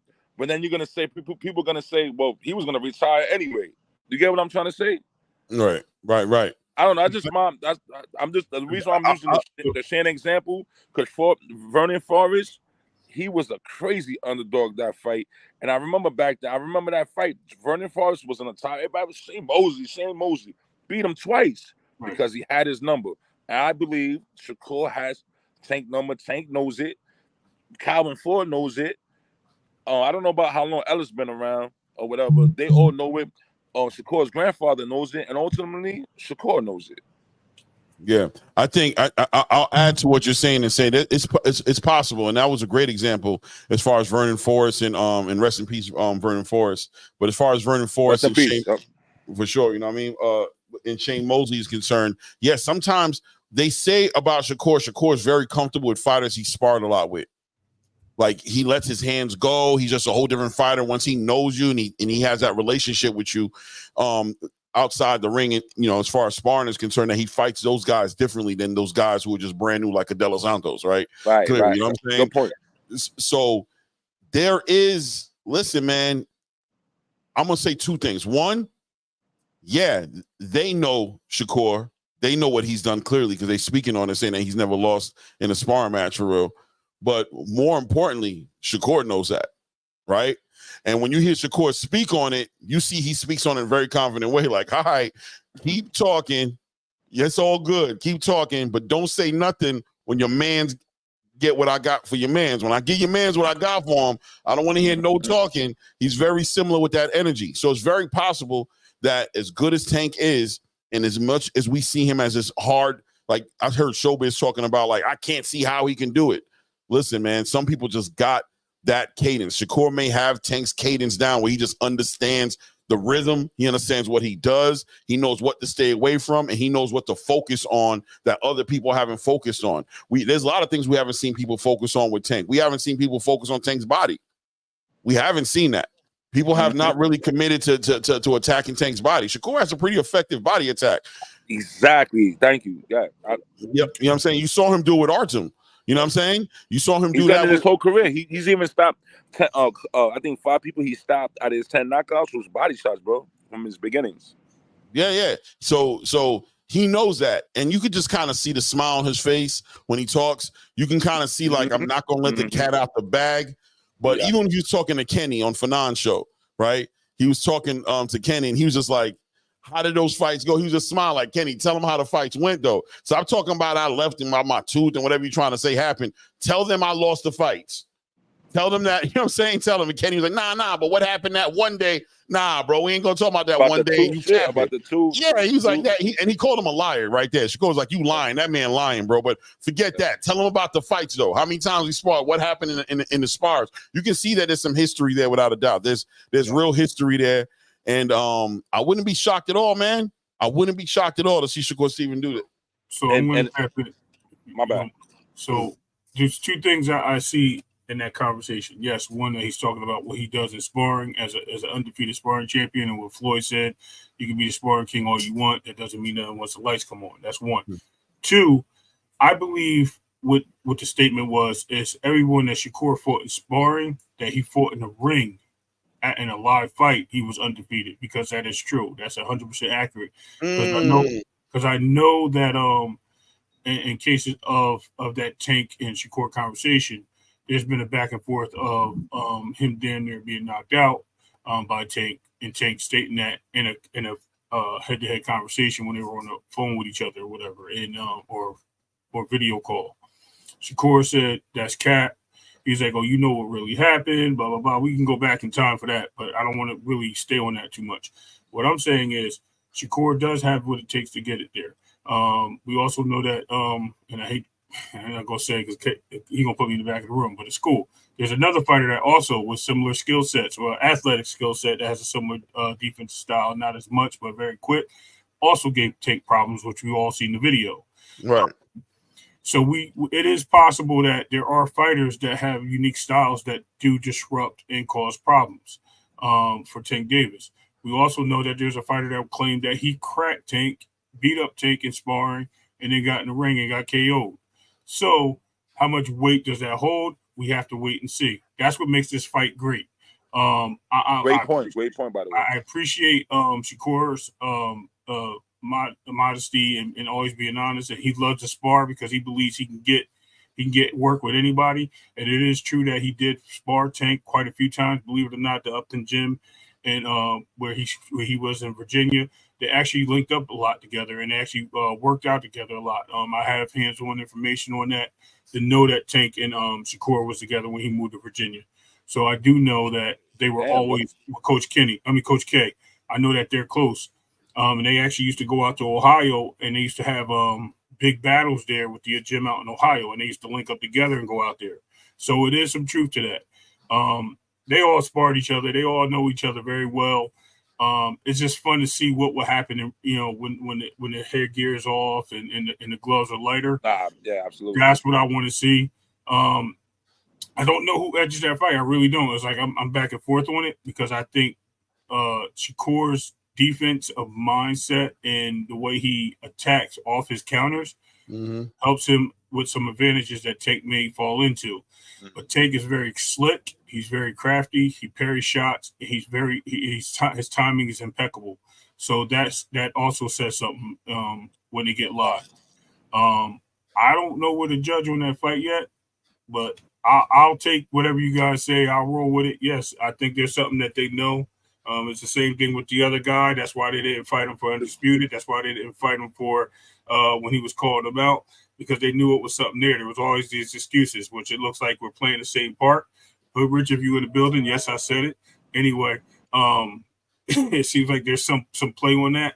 That's my opinion. But at the same time, these are all things that line up the facts. You know what I mean? They avoided certain fights and fighters for certain reasons. I think at the end of the day, it's a closer fight than what people want to say it's going to be. Right. People want to paint this picture, and shout out, listen, man, you like who you like. You know what I mean? Nobody going to push back. You like who you like. But I think it's just going to be a competitive fight. And if it's going to be inside house, as far as like the people on the inside know, then the people on the inside will know. Maybe the people on the outside, you know what I mean? But trust me, you can tell by the way they both react. They both know. Yeah. They know, like, we're going to be fighting. And Shakur will not be boring on that night. No, I don't think so. I don't think he's boring. I'm just throwing it to the people. He will not be boring on that night. Everybody's falling asleep on it. Shakur's gonna do shit that night. I'm talking about as far as like he's gonna stay in the pocket at times. He's gonna fight off the back foot. Tank's not gonna allow him to do none of that, right? And Tank, I think Shakur's gonna tear him up with his right jab. He's gonna catch him coming in. I'm gonna say something crazy real quick, right? Well, not crazy to me, but crazy to a lot of people I've said this to. So let me see how y'all take it, right? I even got Shakur hurting Tank late rounds because by then Tank would be desperate, and he's gonna walk into either a right hook. Shakur's gonna hurt him late rounds. So Shakur wins this fight, right? People are gonna think Shakur's on steroids after that fight. You'll hear about it. I don't think he's on steroids. Hold on a second, right? Before you say that, right? How does it look if Shakur Stevenson wins this fight? How does that fight look? If Shakur Stevens beats Tank, how does this look? Paint that picture for me. Crazy. If Shakur wins, it's Oscar Valdez versus Shakur. Right? Okay. Right. Okay. If he has any trouble in this fight, it is De Los Santos versus Shakur. Right. So you got to look at those two fights and say it can go either way. And I believe that he's going to come out. He's going to fight him like he fought Oscar Valdez until he feels any part of Tank's power. Then he'll go into a little combination of a back foot De Los Santos type, or even the Nakatani. Catch him on a jab coming in. Right. Move it around. Right. He'll move around and try to catch him off the back foot. And then that's where Tank will smother him and Tank will find success.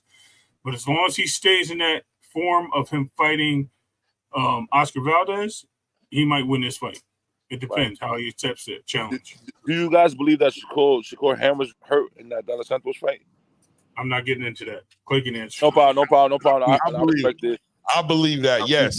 Ray don't believe it. Ray don't believe it, bro. That's why he's sitting there saying that. I believe it. I believe he was hurt. I can nor confirm or deny that it was that way because Top Rank was sitting there putting shoulder, arm, wrist, hand. They put all these different things in combination. I watched the guy use his left hand in the fight.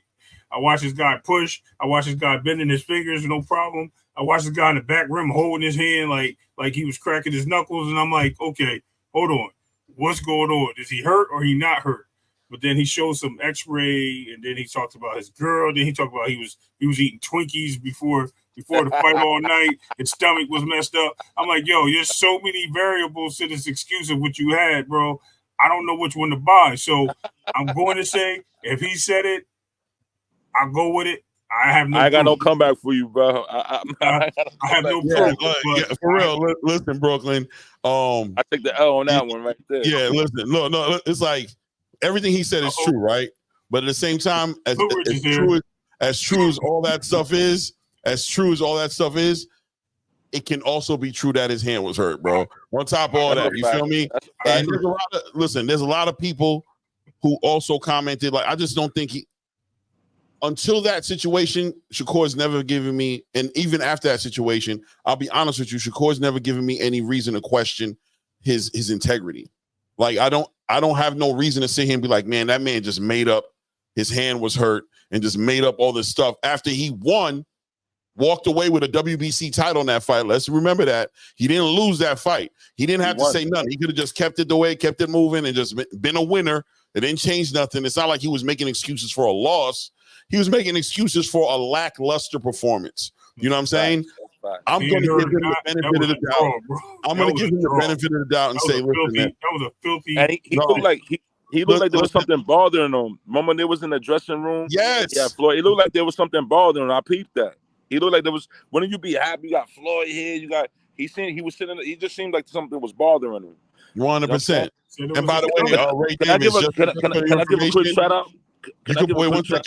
You can pull up BoxRec whenever you feel like pulling up BoxRec to find out who won that fight. If you have any questions about who won that fight, if you want to know about who won that fight, because I heard you say something about a draw. I should have. But if you ever feel like it, you ever confused about it, just pull up BoxRec, pull up Shakur Stevens record. You know what I'm saying? And you'll see what the results was from that fight. It definitely wasn't no draw. That's if you have any confusion about it. Go ahead, Brooklyn. All Go right. ahead, So we also said that De Los Santos won rounds. He didn't give somebody out, man. I'm just saying. I'm not gonna cuss you out. I'm just saying that we said that De Los Santos won rounds. They didn't get them. We even agreed on that. So he won rounds. They didn't. We agreed on, like, I think it was like the second and fourth round. We said De Los Santos clearly won, or the first and second round, something like that. I don't know, but we said De Los Santos won those rounds. They gave every single round to Shakur, bro. Listen. Okay, I smell Tio Rub. How many rounds was in the fight? Okay, so how many rounds? How many rounds did De Los Santos win? Probably. No, how many rounds was in the fight? 12, right? 12. Okay, so De Los Santos won 2 or 3 rounds. He won more than that. Well, I said 2. So no, I didn't say that. I said we can agree that there was rounds that they gave him, which I believe was So that's what we seen one, right? But there was also rounds that they didn't give him. They didn't give him the other rounds that we're talking about. That's what I'm saying. They gave him 3 or 4 rounds, but there was other rounds that they didn't give him. The first, I think it was definitely the first and second round where people believed that De Los Santos won. They didn't give him those rounds. They gave it to Shakur. So if you take those 4 plus that's 6. 6 and 6 is what? Okay. Draw. I'm just saying. And a lot of people seen that same thing. But like I said, I'm not here. Bob Arum has his tricks. Listen, we ain't gonna sit here and argue about judging no fight where they threw 60 punches. You know what I'm saying? Like, look, he has Teal I was kind of leading up to that fight. I'm a Shakur guy. I'm a Shakur guy. But let me tell you, I was a little quiet doing that, like leading up to that fight. I'm gonna tell you why. Because De Los Santos, I'm gonna give a shout out real quick. De Los Santos trainer Cello, I know him. He's from my neighborhood. He's an OG in my neighborhood. He trained all of us at one point. Cello, you know what I'm saying? So I just want to give a shout out to Cello. So because of Cello, and I respect him, I was kind of quiet. You know what I mean? You get what I'm saying? Right. I respect him, you know what I'm saying? But now the fight is over, so now Shakur now. Look. Shout out to Cello. I actually spoke to Cello one time. I did. You know Cello? Yeah, that's my guy. No, I don't know him, but I had a conversation with him through another platform. That's a big homie right there. Yes. Yeah, he was a good dude, though. No, what Cello could fight himself too. I'm sorry, got. Yeah, when I spoke to him, honorable dude, super honorable dude. You know what I'm saying? And you got a couple of KOs. Yeah, you're obviously gonna. Cello's obviously gonna, speak highly of his fighter, and he's gonna kind of throw shots at Shakur a little bit. No, of course. That's what he's supposed to do. Of course. But both those guys, we don't need to act like both those guys ain't stink the house up. Ain't throw, you know what I mean? Both those guys weren't active, didn't let their hands go. Gave us a horrible fight that night. And 100%. And if Shakur walks away with the win, that's what he got. If De Los Santos would have walked away with the win, I'd have been like, I would have went with it because it was that boring fight. Whoever got the win, I'd have been like, that's who won the fight. I don't care. You know what I'm saying? But I think it's fair to say that performance was not a performance. As much as I'm not saying Shakur's the most exciting fighter in the world, but that wasn't a performance where we looked at it like, we know that ain't Shakur. Right, we know that's the type of fight he is. Yeah, because he had exciting fights all the way up to De Los Santos. Right. He had exciting fights all the way up until then. So we're not going to look at that and be like, yo, this is what you do. Nah. We're not all of a sudden, this is what Shakur does. What he does. Those are for casual fans that haven't been following Shakur Stevenson. Yeah, they don't even know that Shakur got he stopped guys with body shots. Right. Oh yeah. Right. Particularly body shots, right hook to the body, right hook. I mean, he put what's his name down with the body shot? Oscar Valdez. Valdez. Yep. Yes, sir. Yo, can I ask you a question? The body, but also Shakur's showing a little weakness to the body too, a little softness down there too. So if Tank start, I mean, look, man, it's gonna be a good fight. Go ahead though. I want to ask you a question. So, prediction, like when you, all right, who you think Shakur's fighting next? Because we know it's not gonna be Tank. I don't know it's not gonna be Tank, but I don't think it's gonna be Tank. One thing I learned about this boxing space is I don't know nothing until it happens. But so who do you think Tank's gonna fight? Well, I think Shakur is going to try to put something together with Zepeda. If it doesn't work out with Zepeda, I'm going to tell y'all something on the low. I wouldn't be shocked to see Shakur take a fight at 140. You know what I'm saying? If this fight doesn't happen with Zepeda, I wouldn't be shocked. Maybe Liam. Liam Paro and him have a lot of sparring matches in. They sparred a lot. And you know how Shakur feel about them guys he spars against. He's comfortable. He's comfortable. So it could be Liam if it's not William Zepeda. And as far as Tank, it looks like Tank's team is focused on Isak. They look like to me, from the outside looking in, it looks like they're waiting on August 3rd to see what happens. What if he loses, though? Then what happens then? Ryo still has that opportunity. Yeah, remember, Ryo won that eliminator. That eliminator against Chris Colbert. That was an eliminator fight. He could be the next fight. So if Ryo wins, it's him and Tank. Then that's what you're saying. It could be very much could be. Okay. But I can see Showtime setting up the De Los Santos fight with Tank. Not also. Showtime, PBC. I'm sorry, PBC. Thank you. Right. My bad. Oh, De Los Santos and Tank. I see them setting that fight up because I'll be happy for my man Cello. I'll be real happy because they wanted a non-American boxer in the ring, and they want somebody that's going to bring a country with them because it's going to be a payday. Oh damn! So I can see that. I can see that being a fight that they'll put on for. Yeah, bro. I didn't even think about that, bro. Yeah, I didn't even think about that. Oh shit! I'll be happy for my man. I think De Los Santos does in that fight. How? Oh, very well. For me, I'll just be happy for my man Cello. He getting that bread. I don't know. Straight up, I'm gonna be honest with you. Right. Does he win? I don't know. But De Los Santos is nice too, though. That's what I'm saying. He's So that's a really hard underdog fight. Look, Hoover's laughing like, no, he take it, wash him. Listen, I don't know. I think De Los Santos is really quick, fast footwork. He loves the south. He likes fighting southpaws, being a southpaw himself. Right. I mean, but he can walk into something. Tank. I'm telling you, Tank is very good at reading and countering and seeing things that other fighters don't. Like he literally has great. His timing is impeccable. I'm telling you, he has great timing. Of course. He's a downloader. He downloads information. Right, and that's what I'm saying. So I can see him definitely catching De Los Santos coming in, because if Ryo can catch him, why can't Tank? You know what I mean? Let me say this with De Los Santos. Who Ryo caught who?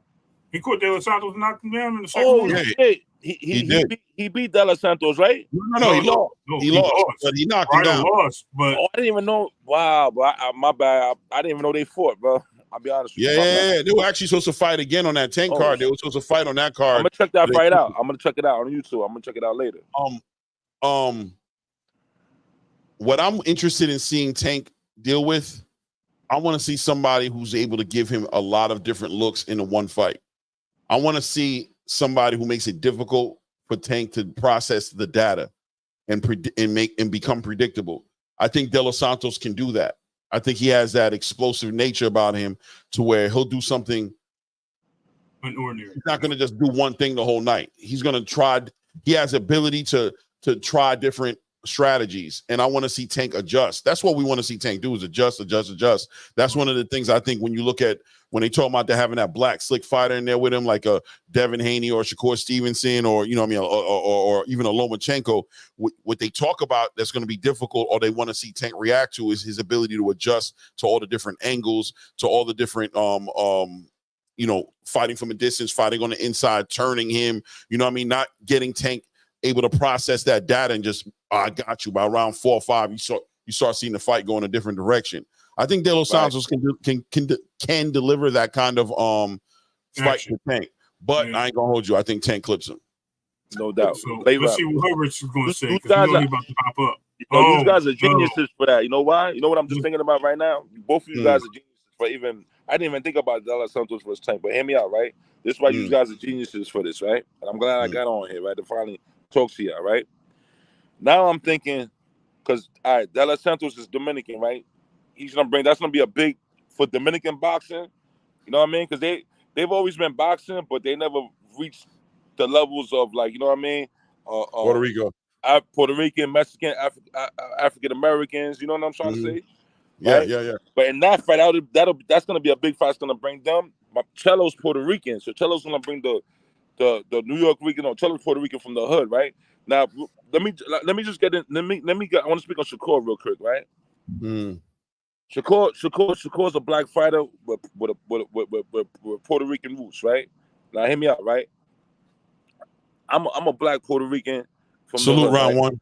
Yeah. Now Shakur, right? I feel like Shakur, right? Because there's a lot of Ricans in the hood. I'm talking about from the hood, from here, New York, from whatever. But like I personally know mad Puerto Ricans riding with Shakur, right? But we're not really bringing all the money like that. So Puerto Rico's rich in boxing, right?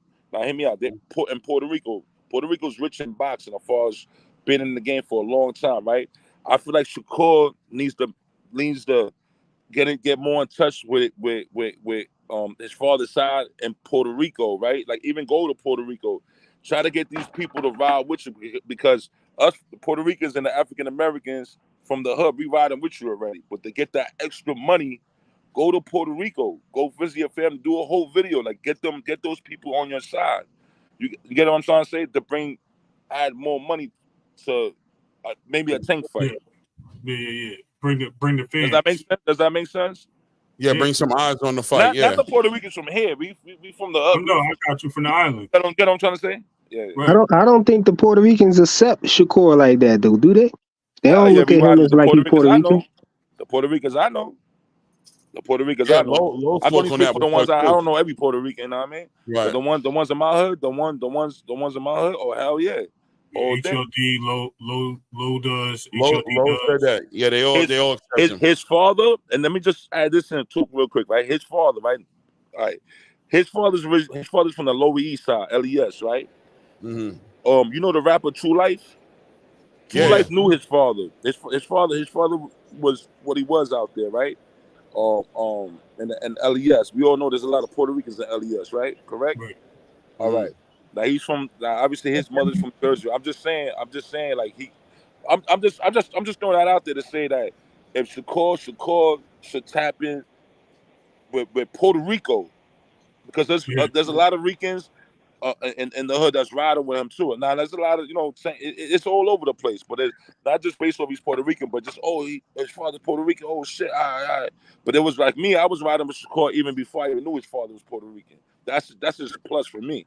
You know what I'm saying? So it's not even about that. You know what I'm saying? You know what I mean? Because Terrence Bud Crawford is one of my favorite fighters. You know what I'm saying? And the list goes on. So I'm just saying to bring more money, because Calvin Ford keeps saying, well, they have the same fans, African American versus African American. Right.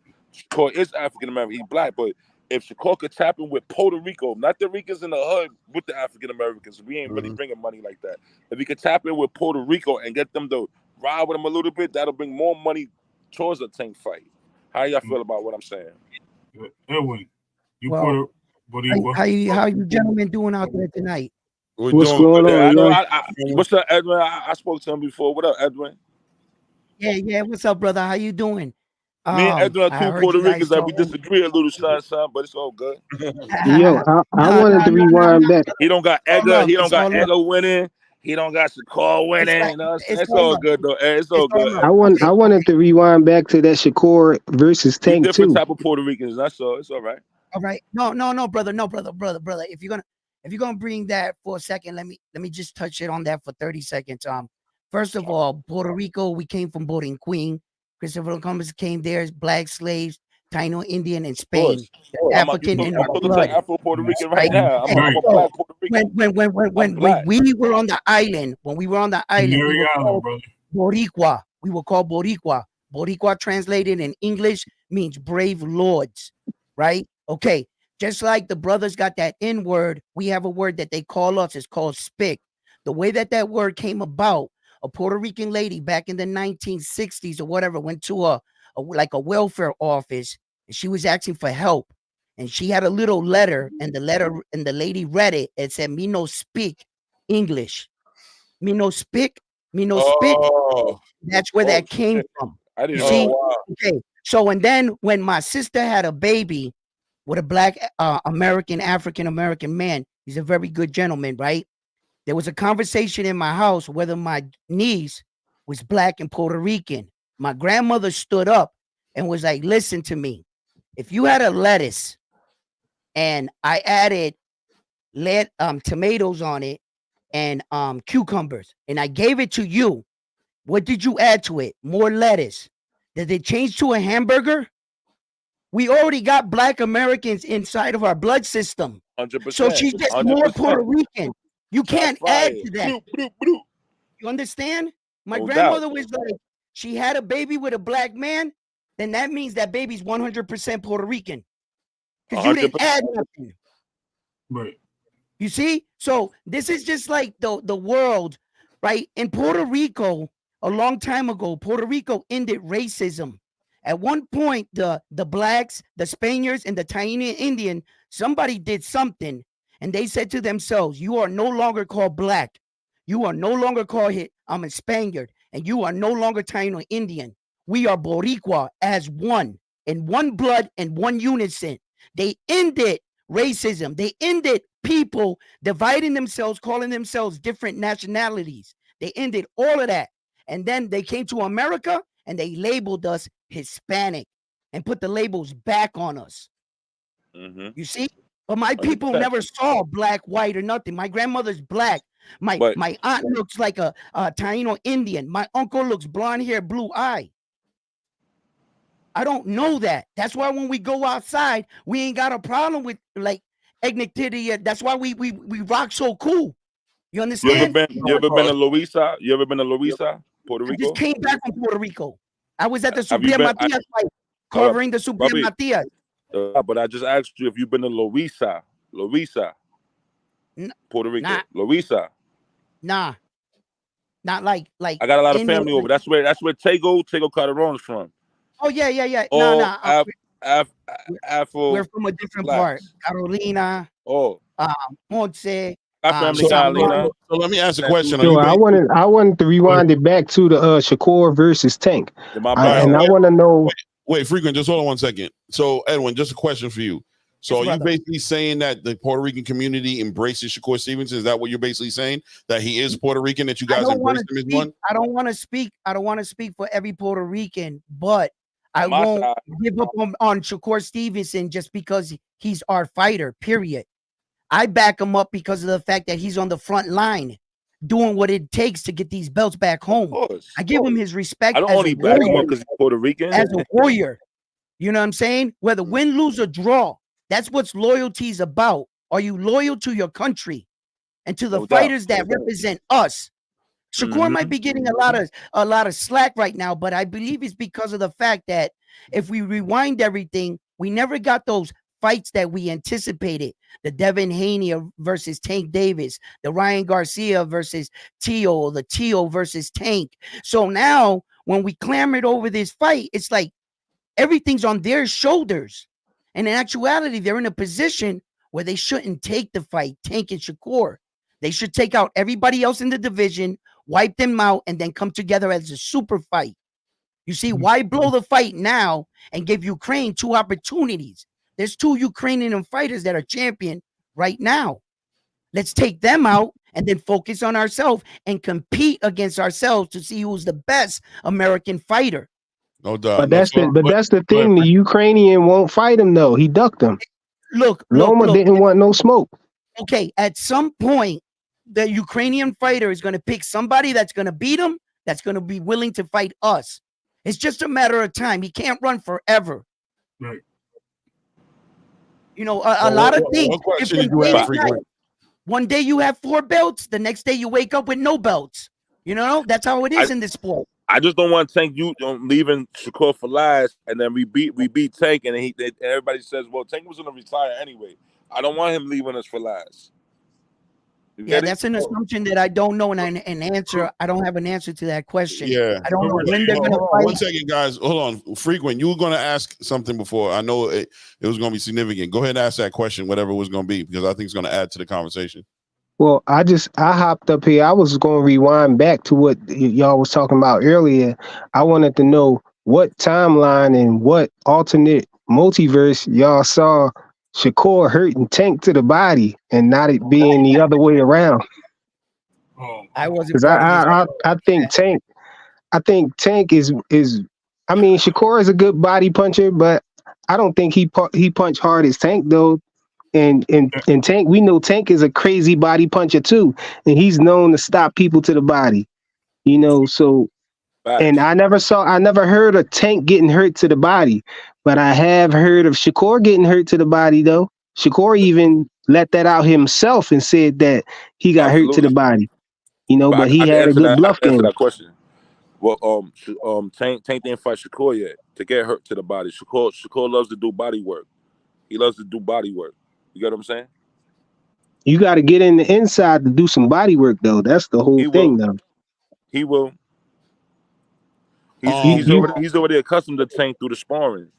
So you think a whole new Shakur, huh? So you think without the headgear and all of that, you know, and under the lights, you know, you think Shakur is willing to stand in the pocket and bang with Tank? At times in the fight, he's not going to stand up. He's not going to stand. I don't see that. You know why I don't see that? Because De Los Santos is a lesser version of Tank, and he wasn't willing to do that with De Los Santos. So why would I think he would do anything remotely close to doing that with Tank? Because he wasn't comfortable with De Los Santos. He never sparred him before. Shakur does great against people he already sparred and he already knows. You get it? And he was hurt in that fight. Y'all gonna stop acting like that man was not hurt in that fight. And he was hurt. Oh yeah, hashtag excuses. You know him for that. His hand was fractured, right? Yeah, I remember. Anyway, I know you guys exactly what you're Excuse me 1 second, gentlemen. Excuse me 1 second, all right? Can I shed some light on that? Can I shed some light on that? My man, let me just address something real quick. All right, go ahead. So frequent. First of all, you're starting some stuff in the chat. I already seen that.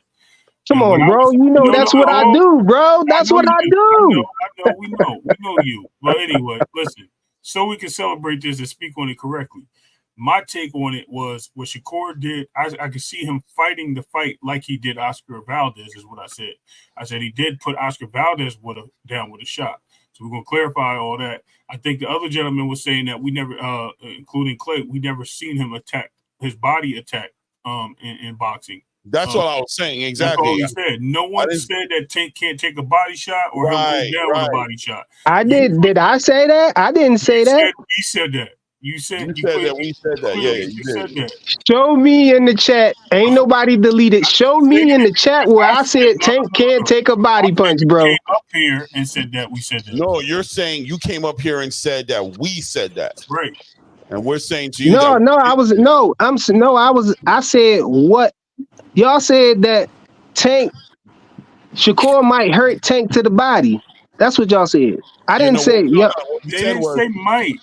We didn't say might. What we said is we've never seen nobody attack Tank's body before. We don't know what that looks like. So when my guy over top of me right here comes back, we'll straighten it out because I think he's the one who said that. Come on, bro. Don't try to make it seem like I'm just coming up here saying stuff that ain't true. People was up here talking about we gonna think Shakur was on steroids after the Tank fight. Come on, bro. Don't backtrack on it now, bro. Ain't no backtrack. I ain't say that.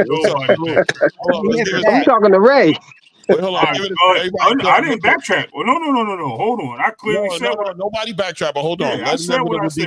Inevitably Block's been up here. Let him tap in right quick. What's good, D? How you feeling, family? Man, my people, thank you so much. Thank you so fucking much for letting D Block, Inevitable, D Block, D Town, D City, D-Ville, Baltimore. Facts. My people. And we definitely know we got the champion in the building with all the belts in the background. Nothing but love. My brother, you got so many belts. God damn it, I was gonna call you undisputed. But it's okay. I love that New York hat, yo. I love New York. They're my boys since 1995. You know, my people, you know what I love? I really love that Shakur Stevenson is a threat. I really love that people, they're really pushing for, he don't bring butts to the seats. He runs like road runner. He's a what? He's a road runner. Well, guess what, Tank Davis? Guess what, Baltimore's finest? That they got to build a statue for him. Hopefully one day they build a statue for him, like Deontay Wilder. My brother, you got to cut the ring. You definitely got to cut that ring. You definitely got to catch the boy. But it looks like people are saying, we don't want to see that type of fight. How many times do you got to explain that you don't want that fight? Even Calvin Ford has said, that is not made for America. We don't want to see that. We want to see a Mexican versus an American. Well, guess what? Those are duck moves. That's duck language. That tells me right there that you have no faith in your boy. I thought he was the man. I thought he had a plan. I thought he was going there to knock out my boy Shakur Stevenson, my GOAT, my anthem, my USA all day. My brothers, why are we skipping this beat? I hear a lot of people saying they want to skip that fight and go with Cruz. No. Don't give me that shit. I've been waiting too long for Lomachenko. At the end of the day, Lomachenko do whatever the fuck he wants. He's a grown man. He's been ducked for 6 years. And he told Tank Davis, like I said, you know, he said, no, hold on. I'm going to do what you did to me. I'm going to say, I'm going to pass. I don't give a fuck about the bread. I'm going to tell you I'm a caliber fighter. And guess who's behind me? Shakur the Great Stevenson. And now we seeing what the fuck is really about. They don't want no smoke. They literally don't want no smoke. Go ahead, my people. Go ahead, my people. They don't want no smoke with who? Hold on. Be clear. I don't understand. You already know they want no smoke. Kevin Ford just exposed himself.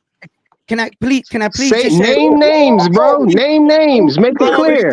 I already did. Kevin Ford said he don't want that fight. Can we talk like men? Hold on. Check this out, right? Let Edwin Bill right quick. Let Edwin Bill. Go ahead. Okay, D. Oh my God, bro. D-Block. Fucking lost my goddamn train of thought now. Take your time, man. We can give you a minute. Hold on. It's like one in battle raps. This is how we do. Okay. All right. He said, D said that Calvin Ford said that he didn't want this fight, and I think what you're taking his words out of content. He didn't want the fight because he thought that Shakur would run from Tank Davis, like Tank Davis announced on the podium after beating Frank the Ghost Martin when asked by a reporter.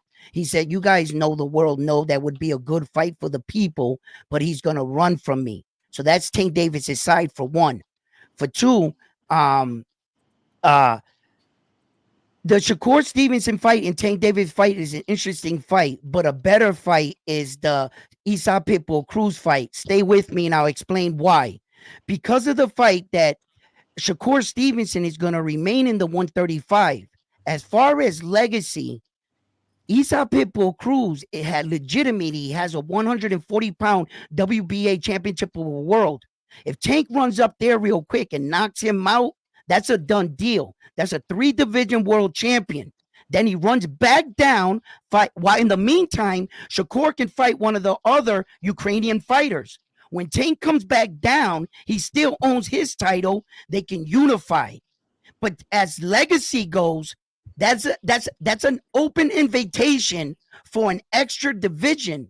How are you going to pass up on an opportunity? You want to unify in a weight division? They're only going to give you credit for one belt. You already beat this man. You know what he's like in the ring.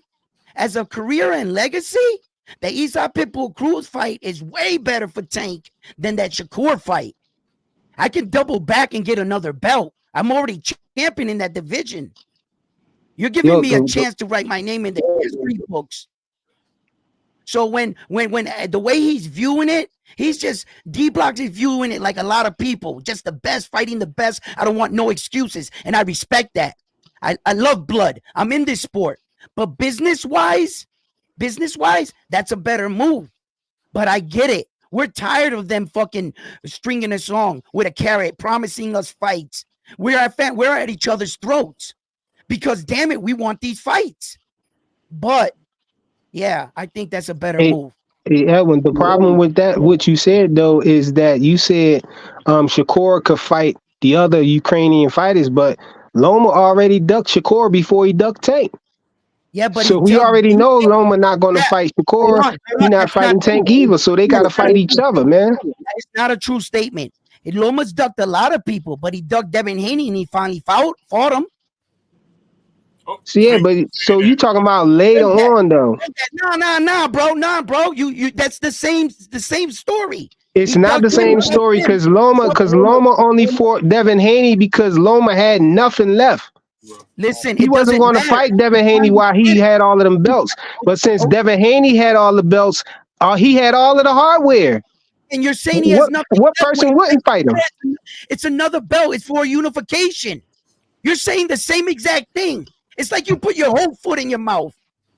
How so? When Shakur had a belt, when Loma said he not going to fight him. When Loma said he not going to fight him, he had a belt. So you can't say he got a belt now. He had one then. He got the same belt he had then. He got a belt now, brother. What are you talking about? He had the belt before. He had the belt already when Loma ducked him. So what's different? What's different about it? Okay, check this out. The difference is Loma's in a different place in his career, and he's a lot older, and he's more willing to take risks. Bro, that was a couple of months ago. He not older from then. He ducked Shakur right before he ducked Tank. Hey, listen, check it out. Whatever issues he's going to have, let him go work it out. When he comes back, he has to defend. In the meantime, these months are going to be playing out. By time Tank Davis and Isaac Pitbull Cruz, think about it in your head. I thought you would just, do the math, because it'll always be in August. So, and then if he has to get past that and still be main champion in order for some of these events to take place. Why are we worrying about Tank getting money and stuff, going up to fight Pitbull? He's worried about the people. He's worried. Tank is what do Tank want? Tank expressed that he wanted that he gonna clean up 135, right? Why are you trying to make him jump up to 140 and fight somebody? It was just a suggestion. I don't control Tank Davis. I'm just on a boxing show giving you my opinion. You're taking so now you backtracking on your whole stuff then. No, I'm not. I'm still staying firm. And you still haven't proven a point, homeboy. Should he go up to 140 or should he stay at 135?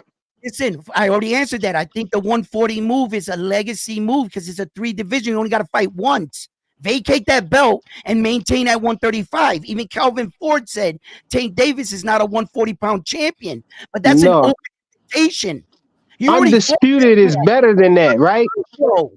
He's fighting for you. I got a chance, bro, to beat 3 divisions. To talk about men. Which one is better? Which one? He already a multi-division champion. Which one is better? He never had undisputed, so that's that would be the shot right there. Why would he do something he already did already?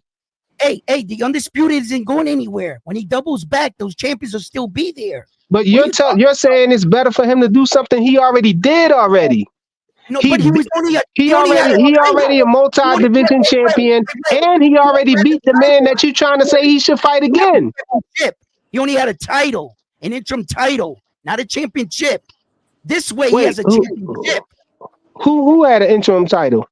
Tank Davis had an interim championship, an interim title at 140 when he beat Mario Barrio. Reggie Bell. Just say Reggie Bell. As champion. That wasn't that. That was a Reggie Bell. What do you mean? That was a secondary WBA title. It's a secondary world title. Yeah, come on, man. Yeah, but it wasn't an interim champion. It's two different things, bro. It wasn't interim. Like he a legend, bro. Come on, man. See, that's just the hate coming out of you now. That's the truth. That's the truth. You giving him a Reggie Bell. Your hate showing, bro. Fix your clothes. Your hate showing, bro. Hey, my brother, please, Ray. Could you look up Tank Davis and could you pull up on Box Record? No, we don't got to do that. I know it was a secondary belt. I know it was a secondary belt that he beat Mario Barrios for. But I was just correcting him for saying that it was an interim title. Tank didn't have no interim title when he went there. I think you said something. You're not gonna try to get points on bullshit and think you proved the point and try to shine on me, brother. Let's just go with the facts. Who you talking to, D-Block, or you talking to me? Thank you. To 100% you. Well, I don't know why you so deluded right now. I don't know why you so deluded right now. How could me correcting you be me trying to get you off something that's bullcrap? When I'm correcting you came with the bullcrap. You said Tank was the interim champion and he wasn't. You were wrong, bro. I'm correcting you. So how is I'm bullcrap? You're coming with the bull. Y'all fighting over Reggie Bells. and this man over here, his hate is hanging out. All right. So Reggie Bell. Okay, listen. For the answer of the belt, it was just dubbed the regular belt. At the time when you fought, listen, that belt is called the WBA World Super Lightweight Championship. It is not called the regular belt. It is not called the internal. What do you call it? Interim. Is not Ray, what belt do Tank got right now? Where he at? Okay, he has that same belt, right? He has the world. I want to know the status on the belt at 140 with Mario. He got the same belt at 130. So what? Please stop interrupting him. Ray, please carry on. Okay, so he currently has a world championship now. When he fought Mario Barrios, it was the world WBA World Super Lightweight Championship. It was the same belt though, right? It was not. I'm sorry. The WBA World Super Lightweight, not Super WBA Super Light Heavyweight. So we don't confuse the two. Yeah. It was just a weight class. It was just a weight class. That's the only difference. Right. But it was the WBA World title. Same belt. It's not the same belt. It is the same belt. Not championship title. God, bro, come on. Either way, it's a championship belt. At the end of the day, both of them are championship belts. There's no interim. There's no regular. This is the only problem I have. This is the only problem I have. I'm reading on box right now. It's the world. It's the world championship. Okay. Look, listen, right? Listen, right? Let's set some light. Let's just be honest and let's just get right to the point, right? The conversation was about whether or not Tank Davis should fight Isak or Shakur Stevenson.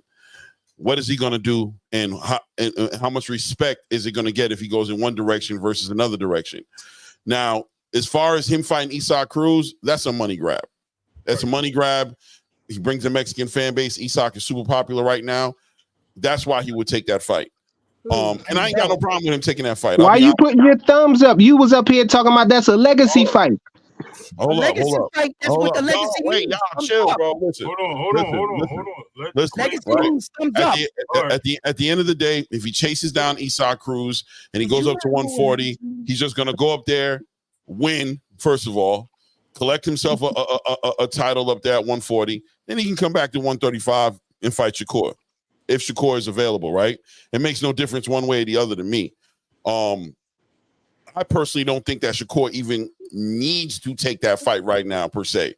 The pressure's on Tank. So whenever Tank is ready for the fight, Tank can go ahead and send that contract out and make the fight happen. Shakur could go ahead and tap into other spaces so he can build his market value back up. Because at the end of the day, what happened with Shakur? Shakur's had horrible matchmaking at Top Rank. They think he's a boring fighter. They want to take shots at his market value. So he can get into some fights. He can get a fight with Liam Paro. He can go get this Williams Zepeda fight if that one's available. He can go do a bunch of other fights. He can go and collect the title from Baranchek, or he can go fight. He has plenty of fights he can fight. He can go rematch De Los Santos, which I don't think he's going to do. Right? So it doesn't have to happen that way. At the end of the day, I believe Isak Cruz is also on the list. Hoodrich is in the background. He'll be able to let me know. I bet you Isak Cruz is also on the list. So as long as he's coming for ninjas like he said he's doing, I'm good. I'm not tripping off of him. The pressure is on Tank Davis. He already signed a contract with Prime. He's going to get upwards of $33-39 million a fight. He's set. It doesn't matter what. The pressure isn't coming to Tank Davis because he needs to make money. The pressure is on Tank Davis off the strength of he's the one with the list. It's on him to execute the fights. It's for him to make those fights happen. You know what I mean? No real pressure. Yeah, he just got a crazy bag from Amazon. He's all set with Prime. He's like that $200 million contract. Yo, Tank's set. It's just his schedule. It's just it's his ambition. It's his task that he put on his list, on his bucket list. It's up to him. He's the A side to send out the contracts and make whatever fight he wants to make happen. Because they're going to pay him the same money, whatever the name is. He's not worried about money right now. He's not I don't think Isak was on his list though, y'all. We're gonna find out right now. Hoodrich, salute, King. What's up, Hoodrich? Yeah, Hoodrich. Yeah, we hear you. Sir. What say you on this topic? What's up, Hoodrich? My man. What's up, yo? What's up? So how do you feel about this topic? The question is, what direction is Tank going in right now? It doesn't seem like Tank is trying to really do the Shakur fight right now. It looks like him and his team are considering the Isak Cruz fight as a more legitimate fight to look forward to than this Shakur fight. What say you? Oh yeah, I got dude. I said it last time I was on here. All y'all gotta do is just. He said he gonna plan out the whole 35, right? So Loma said no. He not gonna fight Ryo. No, Ryo moved up to 40, right? Yeah, he's over there Shakur about to be fight next. Isak on Saturday. Shakur or Zepeda, one of them gotta be next. 35 fighters only, bro. Until he wiped that out, then he moving up. 135 only. So you saying you don't see him going up to 140 to fight Isak? Not right now. He did that already. And I know that for a fact. Okay. So it's either Zepeda or Shakur. Box check. Is Zepeda or Shakur? Zepeda, Berlanga, or Shakur, yeah. Berlanga. Yeah, him. He might, maybe he'd go for Berlanga. I don't think so, though. Oscar not going to feed Zepeda to him, not right now. It's not happening, bro. He so really didn't want to do the Ryan fight. He didn't want to do the Ryan fight at all, but Ryan begged for it. You get me? So right, because yeah, Oscar already said that he wants Zepeda to go get Berlanga. He wants when Zepeda fights Tank or Shakur in any of those fights, he wants Zepeda to have a title when those fights happen. He feels like a unification is the way he wants that to look like when that happens. So all right, if we take Zepeda off the list, is he going to send a contract to Shakur? Of course, but like I said last time, he got to come back from the Olympics first to even, you feel me? So he not even going to talk about it while he over there. Now, if Shakur goes ahead and locks that fighting with Zepeda, he got to wait? I feel like if he do that, then he going to be aiming at Berlanga probably. Because he want the belts, bro. He want all the belts. But he ain't going to get Berlanga. Hey, Claymore, who you think got the bigger balls? Pause. Berlanga or Zepeda? Zepeda. Okay, so if Zepeda happens to beat Berlanga, do you think he'll just fight Tank? I could see him doing it. So we would be rooting for Zepeda to beat Berlanga because I'm rooting for Tank to unify, right? Right. And the way I can see the landscape play out, and that's why I asked you this question. So if Berlanga and Zepeda were to fight, you think Zepeda can beat him, get that belt, and Zepeda will, then throw his hat with Tank? Because if Berlanga is gonna duck us, and he ain't gonna fight our best, well, maybe Zepeda might. So how do you feel about that? That's what I'm asking. That's the plot. Oh yeah, I think that's the game plan. I think that's the actual game plan. I think that's what Oscar sees. I think that's what, if you're watching it from the outside looking in and you want to be unbiased about it, it looks like Zepeda will get lined with the fight Berlanga, win that fight presumably, and then I would think probably go and fight Shakur. You know what I'm saying? That's what I would think he would do. But then ultimately, yeah, man, fight Tank. Because there's a lot of ducking being thrown around right now at 130. Zepeda ducking Shakur ducking Tank, Loma ducking Tank. There's just a lot of ducking going on right now. It's like these guys do not want to collide. But look, though, I said this to Tank, and I feel like Loma still going to take the fight. I feel like it's going to happen, bro. I agree. I feel like the next fight, this fight going to be with Loma. It might happen. Loma's funny like that. Loma not going to pass that up, man. Like something. He took a year off and came back to Devin. What happened? Loma what? Oh, he did the same thing with Devin. Loma took a year off and came back for Devin. Now, okay, I remember when Loma was training with Jermaine Ortiz. Now he trained with Jermaine Ortiz, right? Huh? I thought Loma came back and fought Jermaine Ortiz, then fought Devin. Yeah. So when Jermaine Ortiz used to train with Loma, right, there was a big secret and a lot of people weren't told to talk about it, but the statute of limitation has already passed. So I know this, right? That Loma used to complain about his shoulder and he was saying that he needed to take a year off. Remember the time that he said that he was going out to Ukraine for the war? He didn't go out there to serve in the war. He went under surgery for his shoulder. And then they kept it a secret. And they disguised it as he went out there for the war. And I knew this. But it's not like the biggest story in the world or just to like ruin some friendships over saying something I wasn't told to say. Right? So that period is gone. You know what I mean? So I know that Loma, he's had periods where he took time off the sport and then came back. When he fought Devin, he came back from like a year layoff. He took like a time off, then fought him. He's doing kind of like the same thing maybe with Tank. He'll take a little time off, then come back and fight Tank. I think he's just healing himself up. And you know how fighters get. A fighter never wants to admit even that his toe is stubbed. You know? And not all fighters. I don't know one fighter I've ever trained with that ever went into a fight 100%. So let's just keep it funky. We all go in there hurt.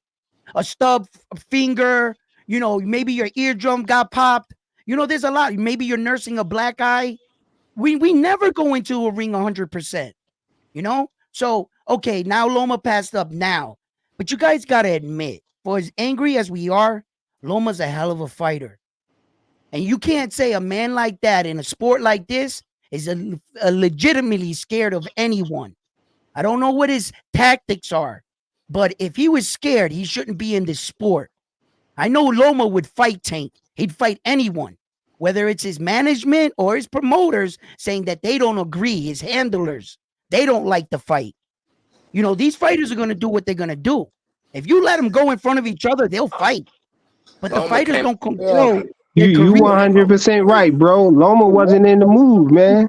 He wasn't even in the mood for that. No excuses. Bro, Loma came out the gate fighting. You feel me? He's not scared, bro.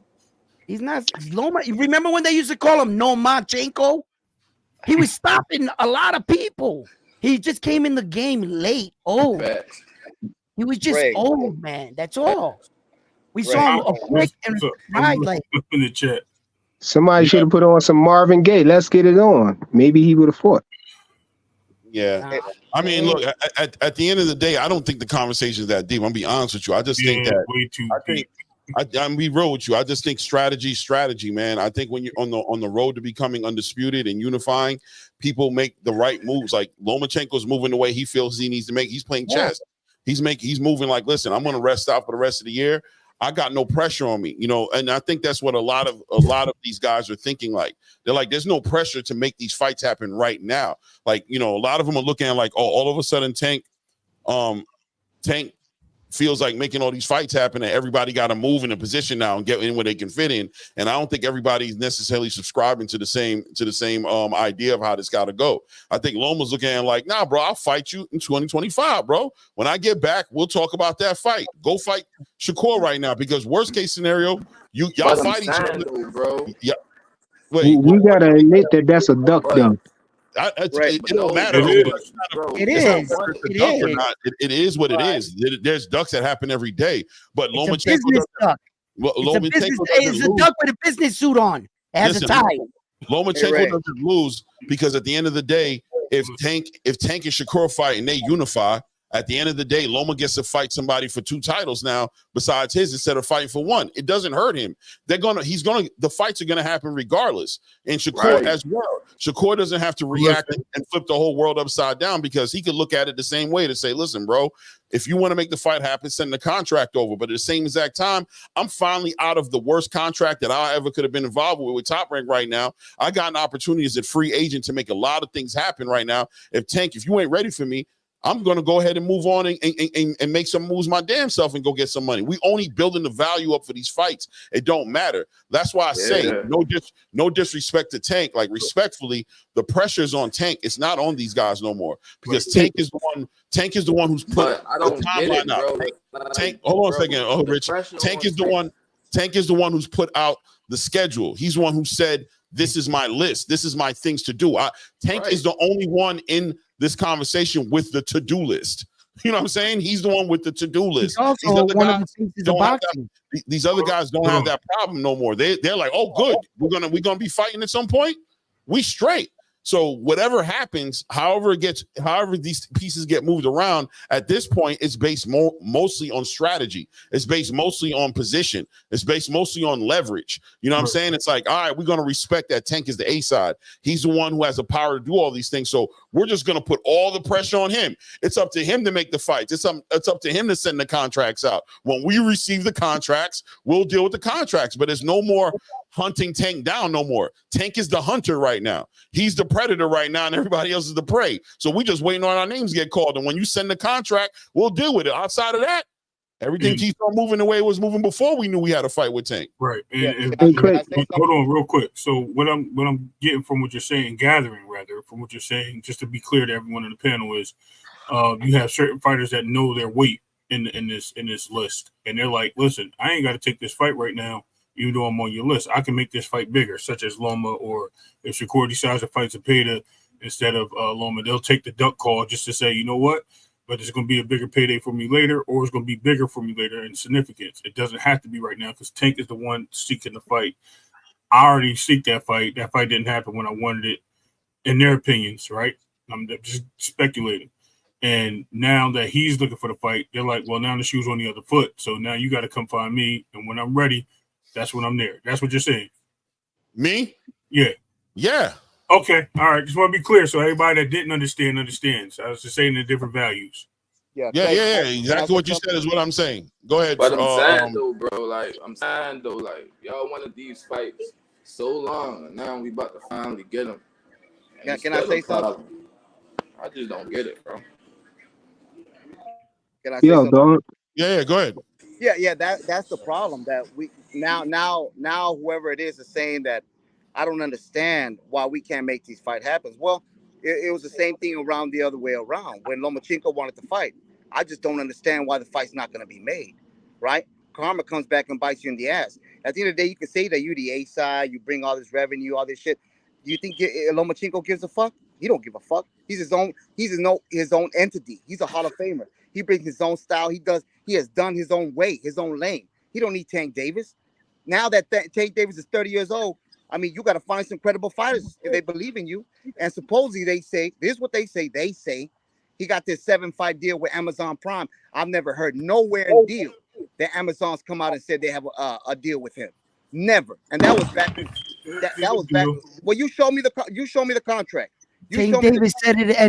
So when Tank become this big liar like that, though? Hold on, let me finish. You've been talking. No, let D-Block finish. Let me finish. Oh yeah. It's all good. Yeah. Do whatever you want. At the end of the day, it's like this.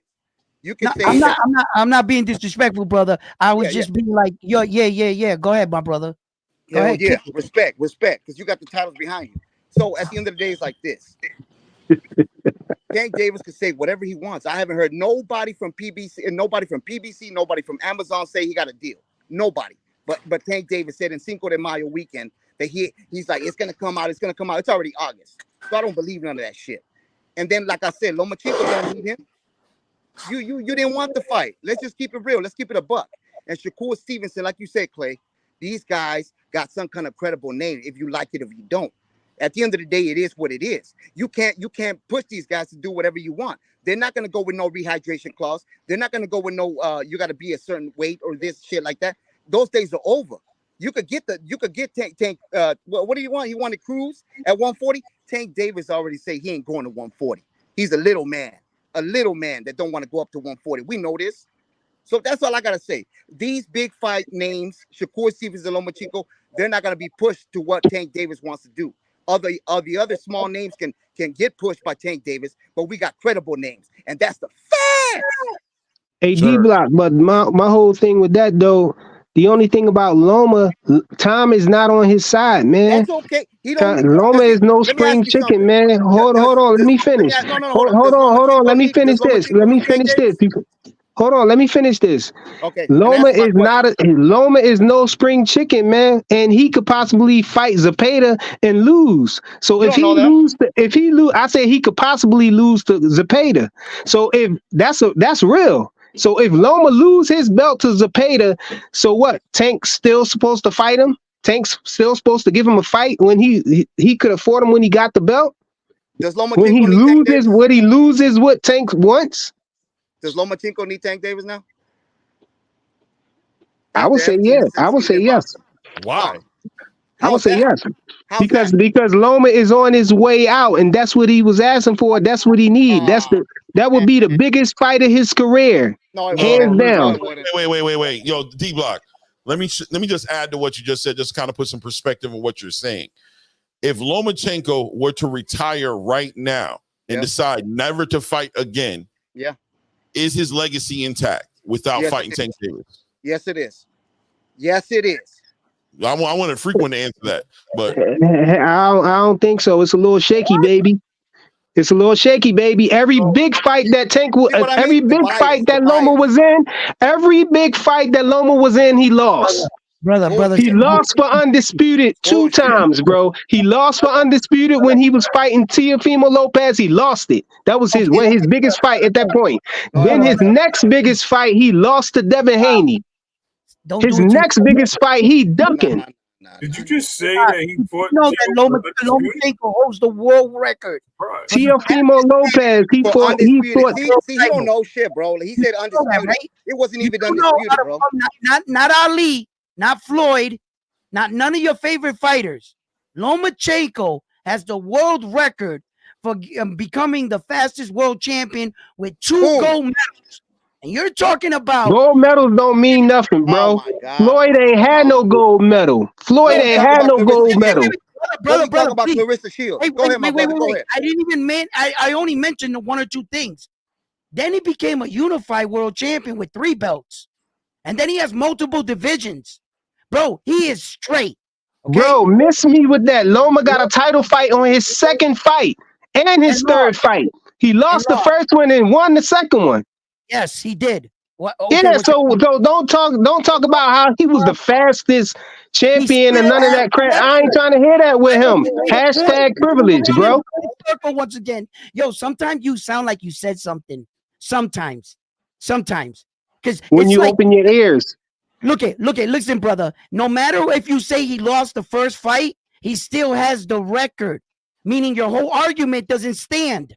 It was given to him. What part of that you? No matter what you say, Loma is the quickest champion to. You can't be that slow, bro. You can't be this slow, bro. You can't. You can't be that slow. You can't be that slow, bro. Right, freaking. I'm sorry. I know what to say, bro. They're right, bro. Like if it was given to him. His 2nd fight. Who won the championship fight on his 2nd fight and the 3rd fight? Listen, hold on. Wait, guys. Listen, frequent. Clearly, you don't respect what the man has done, right? That's cool. Everybody has their perspective on it. But I'm telling you, straight up, the boxing space respects Lomachenko's history and his record. The whole boxing space does, for the most part. There's some people who's going to be like you, who's going to be like, yo, that don't matter. But when it comes down to the record books, if he stops fighting today, if Lomachenko does not fight today and he says, you know what, I decided I'm going to go play with my wife and have some more kids and I'm going to go live my life and go do something else, he's going in the Hall of Fame, bro. He's going, nothing but hate, bro. That's real hate right there. Wait, Hall of Fame? Yes. Hell yeah, man. For being the fastest champion ever. Ask his age, bro. Ask his age. For everything. You're trying to take it like we're making a conversation. Man, what's his age, man? God damn, bro. One thing. We're talking about his entire body of work. That's what they're not going to say. We're not saying just because of that one accolade, we're all in agreement with that one thing on the Hall of Fame. And that's what you're trying to make it, brother. We're talking about his body of work, period. Yeah, his body of work is nice. If he was to stop, that was Claymore's whole debate. If he was to stop right now, does he need Tank Davis? That was the argument, and we said I say yes. I say yes. Okay. All he needs the Tank fight, bro. How does that song go? Nah. Yeah. Hey, goodbye. Bro. Even my brother Rollo up in the house, Rollo Green in the building said Loma is one ballot, first ballot Hall of Famer. Yeah, man, he is, bro. Y'all definitely. I mean, I'm sorry that somebody maybe people don't want him to be. I get it. Like, yo, you have your personal bias towards the way he got moved along. Maybe you feel like he got shown some favoritism by Bob Arum, and they put him. Whatever you may feel. You think so? No, I'm trying to maybe a Ukrainian dude did something to him. You know, maybe a Ukrainian bro. Salute to all y'all, y'all. You don't like Loma. Who that right there? Who that right there? Salute. That's Brooklyn right there. Right handed down. Downtown Brooklyn. Y'all been listening. I'm about to step off. Salute to all y'all, y'all. Oh, all right, no doubt, family. Feel free Salute, bro. You ain't had nothing to say before you jet. Nah. We kind of took over and turned into this Lomachenko conversation. I was on this for a little while. I said what I had to say. You know what I mean? Team Shakur, Team Edgar. You know what I mean? Team Bud, Team Mike Tyson. No, this goes on. But anyway, salute to y'all, man. I'm glad I'm on this new channel. And you know what I mean? Salute to you too. I don't know your name. What city you from? Freaking from Philly. Philly in the building. So we got Philly, we got Jersey, we got Long Island, we got Boston, East Coast in the building, yeah. East Coast. That's it. That's Small's it. voice, yeah. Biggie Small's voice, yeah. Anyway, salute to y'all. Keep doing your thing later. All right, family. Yo, Loma got the best feet in boxing, bro. But he still need that Tank fight, bro. He still need that Tank fight, man. I don't know what. How about this? This is what I'm gonna say. How about this, right? You feel he needs that, right? Do you think Loma feels like he needs that fight? I think Loma kind of scared, bro. Okay, I think he know he needs that fight. I think he know he needs that fight, but yes. Know why? Because Loma's lifetime goal was to become undisputed. He still has that fire in him. That's the only reason he's still here for undisputed. Then why didn't he fight Tank Davis then? If he has all that fire, why didn't he fight Tank Davis? Why wasn't he? I told you because I think he a little scared, bro. It's okay. He's scared. Not there. But listen, hold on, wait, right? After the Kambosos fight, you saw him in an interview. If you paid attention, he told you he was on his way out the door, bro. The only reason he stayed around was for his father. His father was like, let's run it and try to become undisputed. And he was like, all right, for my dad, I'm going to do it. The man is not that motivated to be in the boxing space anymore. And he's not motivated. Hold on, that's the same thing as the fire. Where's the fire? Motivation isn't fire another word for motivation? But look, at the end of the day, right? Lomachenko is really a 126-pounder who's fighting at 135. He's already a small dude. This fight right now against Tank Davis, more than likely, my man's probably going to get clipped, right? More than likely. He has to weigh that out and be like, at this point in his career, if he's not confident that he's going to guarantee to win this fight, if it's going to be, even if he wins it, but it's a hard fight, let's say it goes 10 to 12 rounds and it's a crazy fight that he wins. Does he win walking away with that type of beat down on his body? Even if he walks away to win for the money, he's already legacy-wise cemented, bro. Legacy-wise. The only reason he would entertain a fight with Tank Davis right now at this point would be for the money. And that's, I promise you, that's all he's weighing out right now is the money. He's sitting at home going, wait, Clay, but you said, I promise you, he's not thinking about no damn legacy. He's not thinking about that fight, no Tank Davis. Wait, Clay, but you said it yourself. The only reason why he's sticking around is for undisputed. No. You said that though, right? No. Clay said that he also wasn't motivated in the heart, and he only stuck around. We know he wasn't motivated. He said he's not in the mood. No, he wasn't feeling like it. Okay, wait, Edwin. The reason why he's sticking around, if you want me to really bring it down to layman terms for you, is for his father's wishes to become undisputed again. He said this word for word. The man has already said this. He's not doing it for his own personal real reasons. If you're talking about Loma's real personal reasons for wanting to fight at Tank Davis at this point, I think it's reasonable to argue that it's for the money. That it's not, you know what I'm saying? The legacy is there because he wants to show respect. The only reason he's there for his father, right? So according to Loma being able to accomplish what his father wishes, do he need Tank to do that? Yeah, definitely. So he needs Tank. Okay, can I interject real quick? Yeah, go ahead. If he's only sticking around to make his dad happy, then to fight Tank is to make his dad happy. Okay, cool. Wait. Hold on. Let Edwin build. Go ahead. Okay. You see, these are one of these situations and topics that we all discuss at one point in our shows, right? That people are playing around with the sport of boxing. Hear me out. You see, you say that Loma said out of himself when he tweeted a famous text saying he wasn't motivated. His heart wasn't into it anymore. If you're not motivated in the sport of boxing, then why did you go to Australia and fight for that belt against George Kamboza?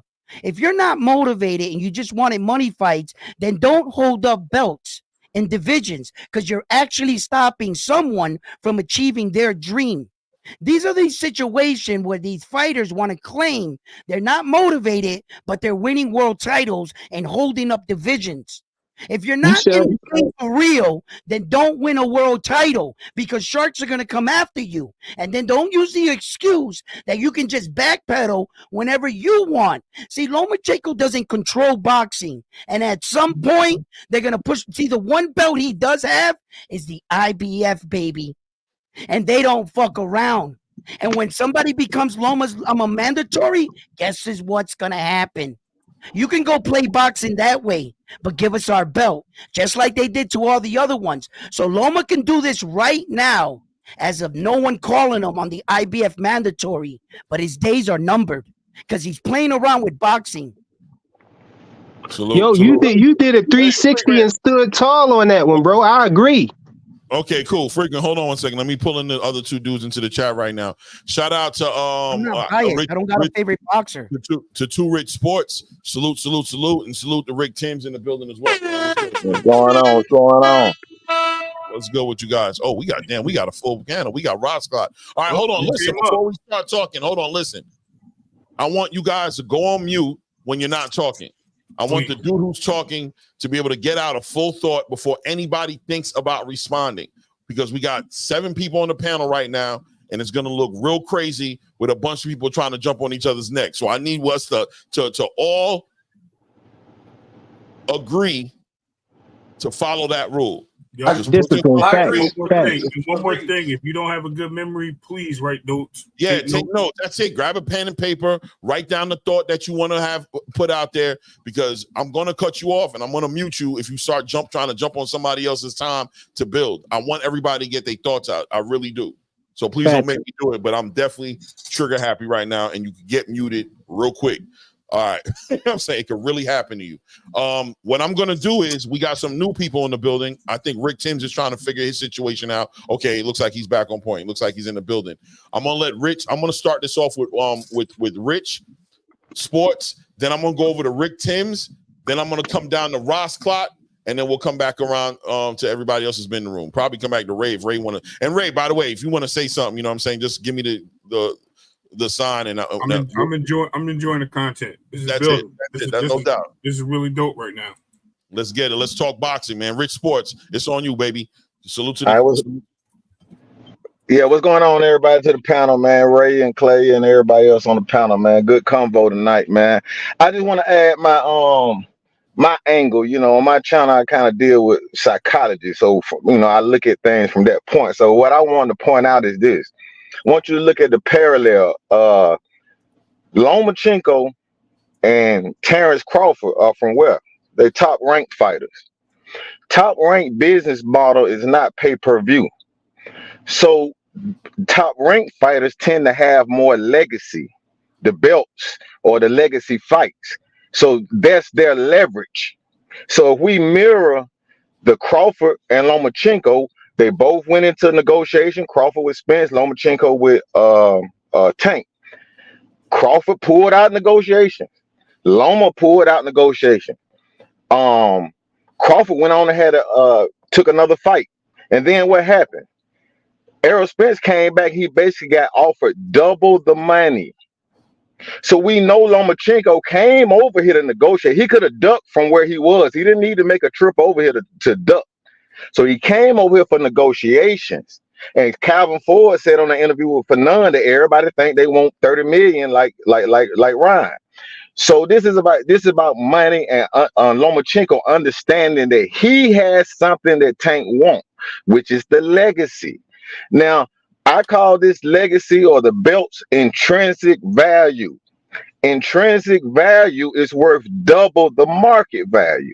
So this is why Errol Spence came and pretty much offered Terrence Crawford half and presented him like the A side, because Errol Spence wanted that legacy that bad. that he paid double. Now, if we go to the NBA real quick, we'll see that when guys make the All NBA team, they become available for the Supermax contract based on that accolade or the intrinsic value. So Loma is being strategic here. He know he can get it. He don't have to take just his highest payday. Everybody think it's about that little bit of money, but when he could get double the money, just like Crawford did, because they understand that the difference between intrinsic value and financial value, which Tank has. He has financial value, but Tank has no legacy. Now, if you want to say Lomachenko duck, that's fine, but you have to understand, Tank's legacy was in Devin, one fight for undisputed, and Tank didn't want no belts. Belts didn't matter at that time. Now that Devin is gone, he wants to fight what he think is an easier fight because it's the Floyd Mayweather green print. You fight the fight that you think you can win. So, okay, if you want that fight, Loma knows that Loma is not dumb. If you want that fight, you're going to pay him double the amount of money. And what we starting to realize is Tank is not in the most valuable spot. I think, Clay, you might have hinted on this, that he's actually at a disadvantage now because everybody else, the field, could freeze him out. Or they could just demand more money, or who you going to fight?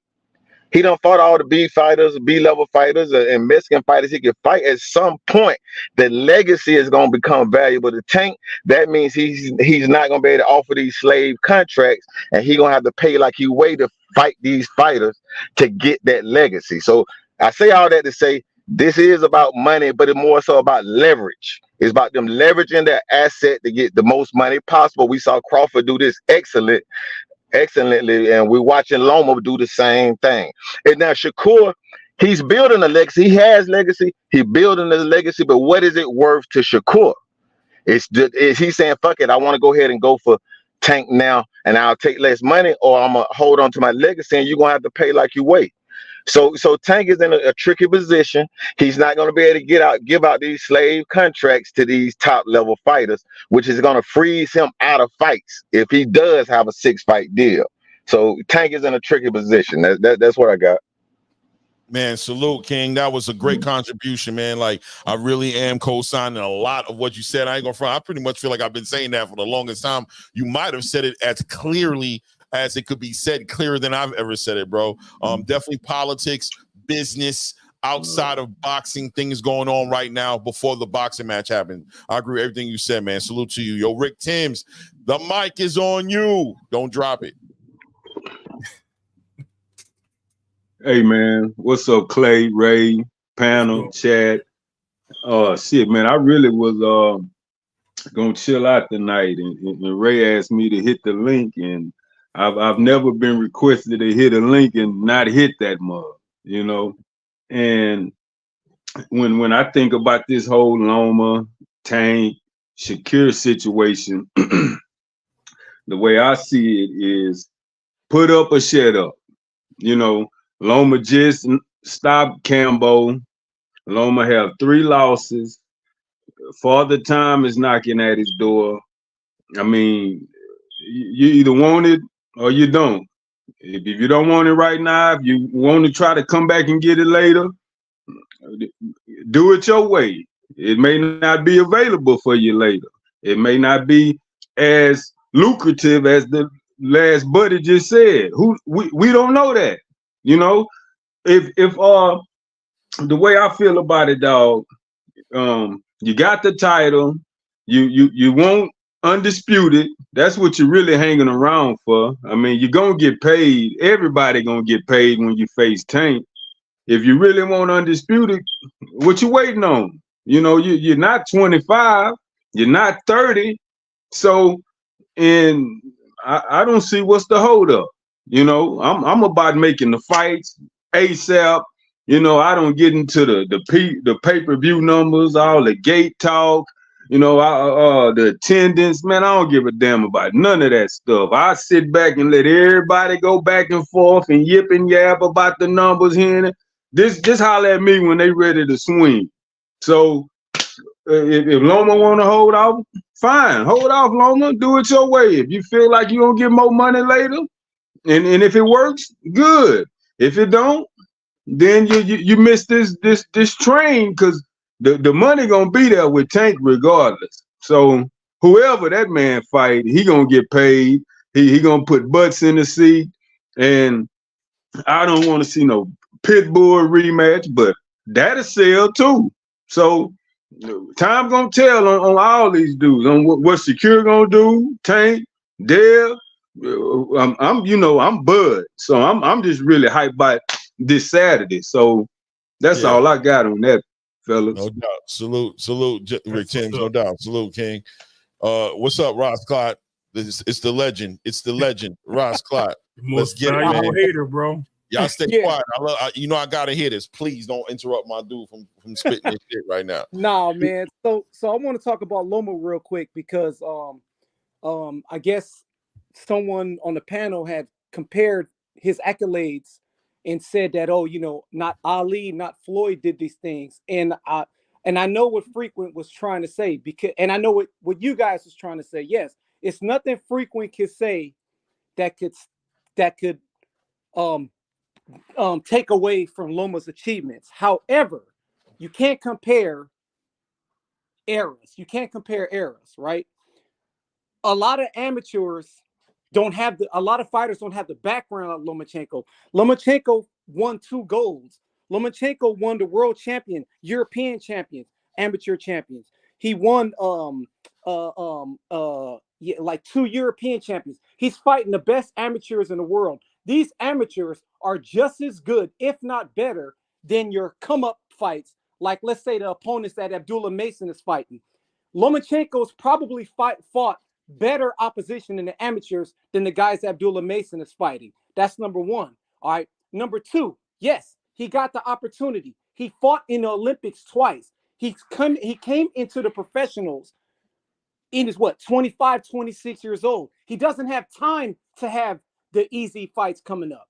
And of course, I hate to bring it up. Y'all know he got let's keep it a buck. He got the complexion for the protection. He got hooked up for the title fight. Okay, lost to Salido. Boom, he fights and beats Gary Russell. Great feat, great feat, great. But you can't compare what happened in the past to what's going on with him. But if you guys want to open that door, we can. My man is 18-3. All right, he got 18 professional fights and he lost 3 of them. All right, let's not jump on the bandwagon. Willie Pep got 229 professional wins with 11 losses. That's an ATG record. All right. So if we go, please don't ever compare Lomachenko or any one of these fighters today to people like Muhammad Ali or even like Floyd, who don't even do it. And as far as Lomachenko going, he preserving himself. The dude is 36, 37 years old. He can't be fighting 2-3 times a year anymore. He's trying to wait it out and see who gonna beat who. Is Zepeda gonna beat Shakur? Who Tank Davis gonna beat? He trying to see who he doing his homework right now to see who's vulnerable, who's beatable, because he can't just jump in the wolves right now. He can't do it. Let's not forget he was begging for a stoppage when he fought Cormier, begging. Come on, stop the fight, stop the fight. Oh, okay, I'm going to keep going. I'm going to beat him up. Fight went 12 rounds. So let's stop. Lomachenko, he's a great fighter. Is he going to get in the Hall of Fame if he retire? Of course he did. Of course he would. But what does that mean? Fighters today are getting into the Hall of Fame. A lot of them is getting to the Hall of Fame that don't deserve to be in there. So we know that Lomachenko going to get in there. So salute. Oh, okay. Fire. Yes. Okay. Wow, man. What'd you think of that, Ray? That was I dig it. Listen, I think everybody's opinion is very much valued. I think there's a lot of facts on both sides of the arguments. I think what Ross Clott and Rick Tim said, even Rick SS1, I'll get it right. Yeah, Too Rich Sports. Yeah, Too Rich Sports. Thank you. Yeah, he definitely got it. You guys are on point with a lot of things. I think the argument for the 2 gentlemen to the left, one of them is what you were saying, Clay, and I understand where you're coming from. I think we're all on the same page of Loma having a legacy. It's a different era. I think we're not what Ross Clott said is a perfect perfect saying. Errors are different, and measurables are different in different errors. So what we're taking and trying to put on a platform and comparing errors is going to be a problem. But if we take today's error and we put the accolades in the box for Lomachenko, yes, he does rise to the occasion. He does make Hall of Fame. He does set a name for himself. But has he fought in everybody? No. That's always going to come into question. That's for any boxer.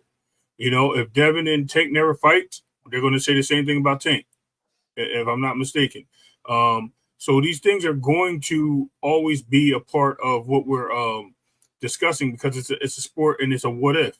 The what ifs are what they are. They're unknown. So we have to take into consideration of what everybody's opinion is, and we like that. You know what I mean? I respect everyone's opinion. I think everyone had valuable points. It's just, can we get over the fact that, you know, some facts are facts and some objections are opinions? That's where we have to get over the facts, and we have to learn to separate the two. And I think a lot of these arguments, the two arguments that we had with Frequent and Edwin, I think we were asserting some of the opinions more so than believing in the facts that were there on the line. So that's what I took from it. I think everyone else's situation and what they said was 100%, and I have no knock on anything. No doubt, no doubt. Salute, salute, salute. Let's bring it over to Edwin. I'm sure Edwin wants to. Yes, I would. Well, you guys said a lot of interesting things, but I just want to touch on my man's point right there real quick, that he tried to make a point on something I never said, right? I made a comparison to an individual record, not a comparison as in legends. He only heard what he wanted to. You could tell how frustrated he was. He was all over the place in his expression. You know what I'm saying? And everything he was talking about, he focused on like one thing and got like upset. I never compare them. These are two of my greatest fighters in the world. That's why they're on my wall. I would never compare them against anybody else. So don't try to like get me to say that I did that to try to prove a point, to put me down about and teach me a lesson about respecting legacies. I know who they are. And then to the Tank Davis and the Shakur Stevenson situation, like you guys been saying, you know, it's good to talk about it, you know, but that's all really up just like opinions. You know what I'm saying? I wish we get these fights right here. What I feel Tank should do, whether chase legacy and chase Isa Pitbull Cruz for a 3 division, or stick around and try to get these fights with you know, Loma and them. Look, I can't tell anybody what they're worth in value. I don't know what Loma is saying. He might believe he's worth more. He wanted to take away a walk from the table. He's going to play the game the way the game is played. I'm not behind the scene. I'm merely guessing. So I hope things turn out the right way between negotiations. But my man had a good point. You know, when like, who are we to judge when a man decides to take a chance, or what are they thinking as negotiation? As a once upon a time, I thought Canelo was just straight ducking David the Monster Benavidez. And now I kind of think he's holding out for that $1 billion fight.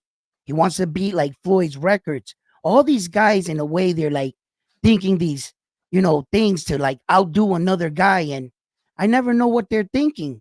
Sometimes we get the fight, sometimes we don't. Honestly, you know, I'm not trying to act like I know anything, because truth be told, I'm just as confused as you guys. I would just be guessing, you know? So, you know, I'm just a man that's passionate about boxing, and I definitely love to chop it up. And I believe everybody on the panel is correct tonight. You know, there was no lies here told. Everybody spoke with what they believed. And whether we didn't see eye to eye on anything, it doesn't matter. That's your view, and I can respect it. As a boxing brother and another person that supports and promotes boxing, you guys got my thumbs up. No doubt. Salute to you, Edwin. Frequent Flyer, how you feeling, man? You quiet over there? I know you got a lot to get off your chest. It's your time. Don't drop the mic. Man, I really was feeling what Rick Timms was saying, you know what I'm saying? And Ross Clock was cooking too, you know. I just think that to say that Lomachenko, his heart is not in it and all of that, but he's still fighting though. Like he still got belts, he's still holding belts. I was feeling what Edwin was saying earlier too. If your heart's not in it no more, don't hold up the division and stop other people's dreams by holding on to the belt. I mean, what you got a belt for? And for him, if he fights somebody else and not fight, what fight would be better for him than to fight Tank? That's for the people who like what Rick Timms was saying. I'm one of those guys who don't care about how much the fighters make. What's the biggest fight as far as money wise and all of that. I just want to see the best fights. I want to see the fight. So I don't care. I wouldn't care for a Tank going up to 140 trying to fight Pitbull Cruz. You know what I'm saying? Because it might be a money fight. He already beat Pitbull Cruz with one hand. He already a multi-division champion, so he don't need to do that. Tank expressed that he want undisputed. He wanted to clean up the 135 division. So that's his place right there. For him to stay on focus with that is what I think he should do. That's what should happen. As far as Lomachenko is, he's getting old. There's a lot of people who think that Loma is too old, to be fighting Tank. So who's to say that that's going to be a big money fight for Lomachenko to be asking for 30 million or something like that? I just think that it's no guarantee that fight is going to be there for him, later on. Anything can happen at the age that Loma's at. He could lose to Zepeda. That's a real thing. As far as Shakur, we already know he don't want to fight Shakur. He saw something in Shakur that he didn't feel comfortable with already, because Shakur was asking to fight him, when right after the Devin Haney fight didn't happen, and Loma didn't want to fight him. So we already know Loma was reluctant to fight him. He's reluctant to fight. He's ducking Tank. So who you gonna fight? He might as well just retire, drop the belt or whatever, because him fighting somebody else don't make no sense to me at all. You got this fight in front of you that you seem like you was asking for years, and you had people rallying behind you saying, yeah, Tank, you even got people out here saying that Tank was ducking, even though I'm not one of those people. I think that Floyd Mayweather was in Tank's team, was navigating him around that, saying that, it was no rush. But at the same time, you was asking for that fight. And that's the biggest fight of your career. There's no fight on the horizon that can be bigger than a fight with Tank for you. So that would be the perfect thing to go out on. If your heart is not in it no more, and the thing that you usually do is go for a money grab. Tank is the bank.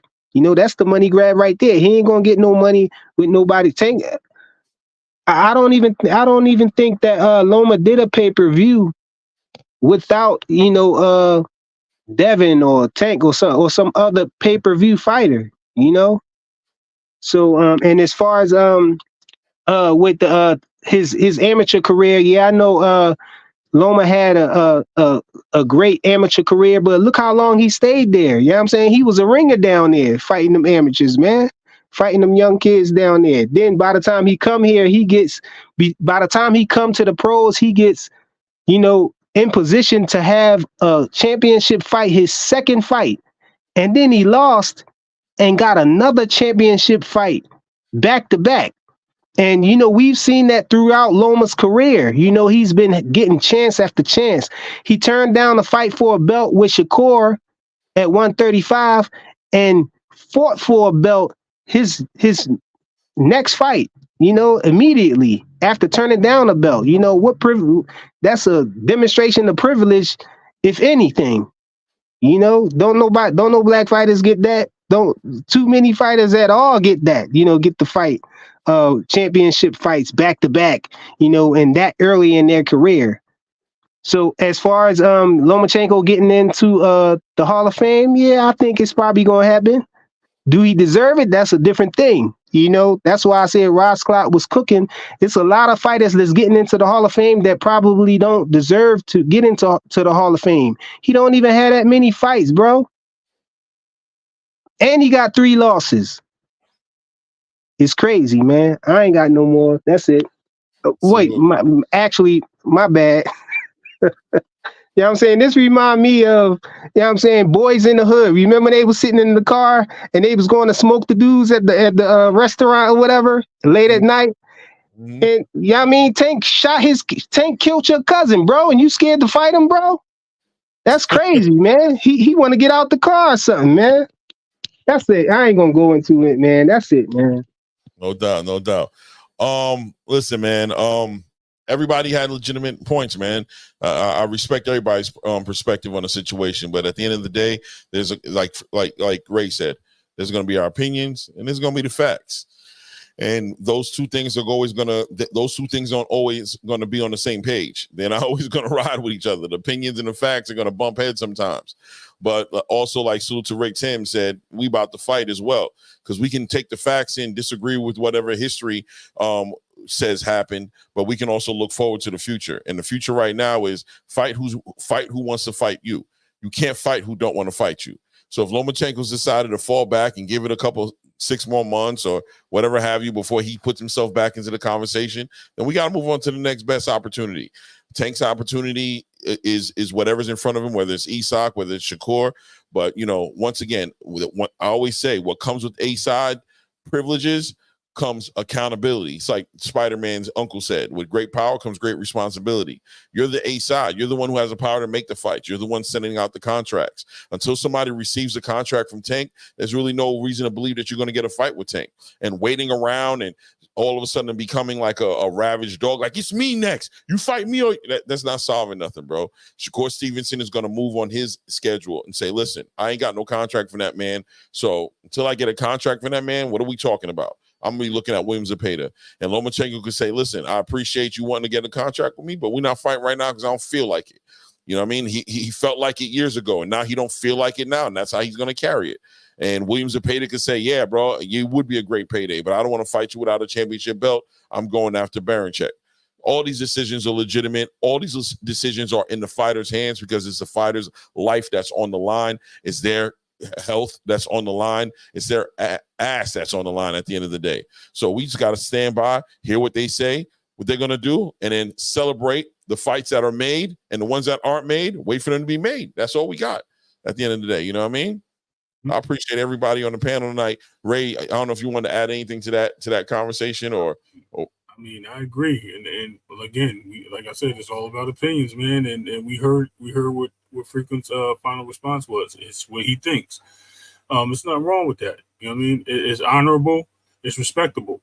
At the end of the day, you know, just don't try to push it into an argument and just, you know what I mean, just let it know what you think, and that's what it is. Like, I mean, we gotta understand that. Boxing or any sport, anything in general, any regular day life, we're going to have our opinions. We're going to have our arguments over our opinions. We just got to recognize that they're opinions, and we can't put that type of energy in there. Once we start doing that, then we actually start losing the argument because there's no win on each side of an opinion. You can't until somebody brings a fact into the equation, and once the fact comes in, then you end up losing because you're trying to defeat a fact with a thought. At the end of the day, all these guys are great fighters. I believe Loma is I don't know, I wouldn't say all-time great, but I definitely think he's a first-round Hall of Famer. Like I said, eras are different. They're recognized different. There's different times and things of that. And in Loma's era, he has a lot of different plus and minuses. Yes, he didn't fight everybody. No, I'm sorry. No, he didn't fight everybody, but yes, he had some great fights. Yes, he was a champion in a couple of fights. Yes, he defended a lot of titles. Yes, he was undisputed. Unified. Yes, he moved up in weight, became a 2-time single belt champion, then moved up again and became a unified champion in 135, where a division that nobody even thought. Everybody thought he was going to lose to Linares. They really did. They thought he was going in there and going like he was crazy for that. So he made some accomplishments. He just, you know, he ran into Father Time, and Father Time ain't here to help nobody. It's going to happen to other fighters. Some people get lucky. Some people are able to walk out, and we can't use the 3 losses as an excuse. There's no knock on Freaking, but I just heard him say the 3 losses was a problem. But I'm looking at it as, shoot, Manny Pacquiao got like 8 losses, and damn near lost a freaking fight to a kickboxer the other night. Ali got 5 losses. Holyfield got about 7 losses. No, I think he got like 3 in a draw, a couple draws. But anyway, at the end of the day, we have all these fighters that have taken L's. They're still great fighters. They're still Hall of Famers. They're still guys that wrote history and showed who they were as fans respect them. It is what it is, man. Like I said, I'm not here to jump on anybody's throat. Pause. Let me correct myself when saying that. Let me rephrase that. I'm not here to like kick anybody's back in. I'm just here to say, you know what? I support everybody's argument. I understand what your values are and what you're thinking. I think we all built on that, and I respect it humbly. Like I really do. I think everybody had great points. Yeah, 93 Octane said something that I put on the screen. He said, according to that logic, that means Canelo doesn't want to fight Benavidez, so it makes sense for David to move on. 100%, bro. Right. That's exactly what that means. 93 Octane. It makes sense. At the end of the day, if the dude don't want to fight you, you got to figure your career out, right? You can't hang your hat on the back of somebody else's, give somebody that kind of power over your career to where they can sit there and freeze you out, and all of a sudden you can't do nothing. You need to go fight who want to fight you. You need to go pursue greatness and achieve your goals in spite of the adversities that a fighter puts in front of you, or whether he wants to fight you or not. It is what it is. Do I agree with the way Canelo carrying it? No, but we have to respect it because it's his decision at the end of the day. Edwin wants to say something. Go ahead, Edwin.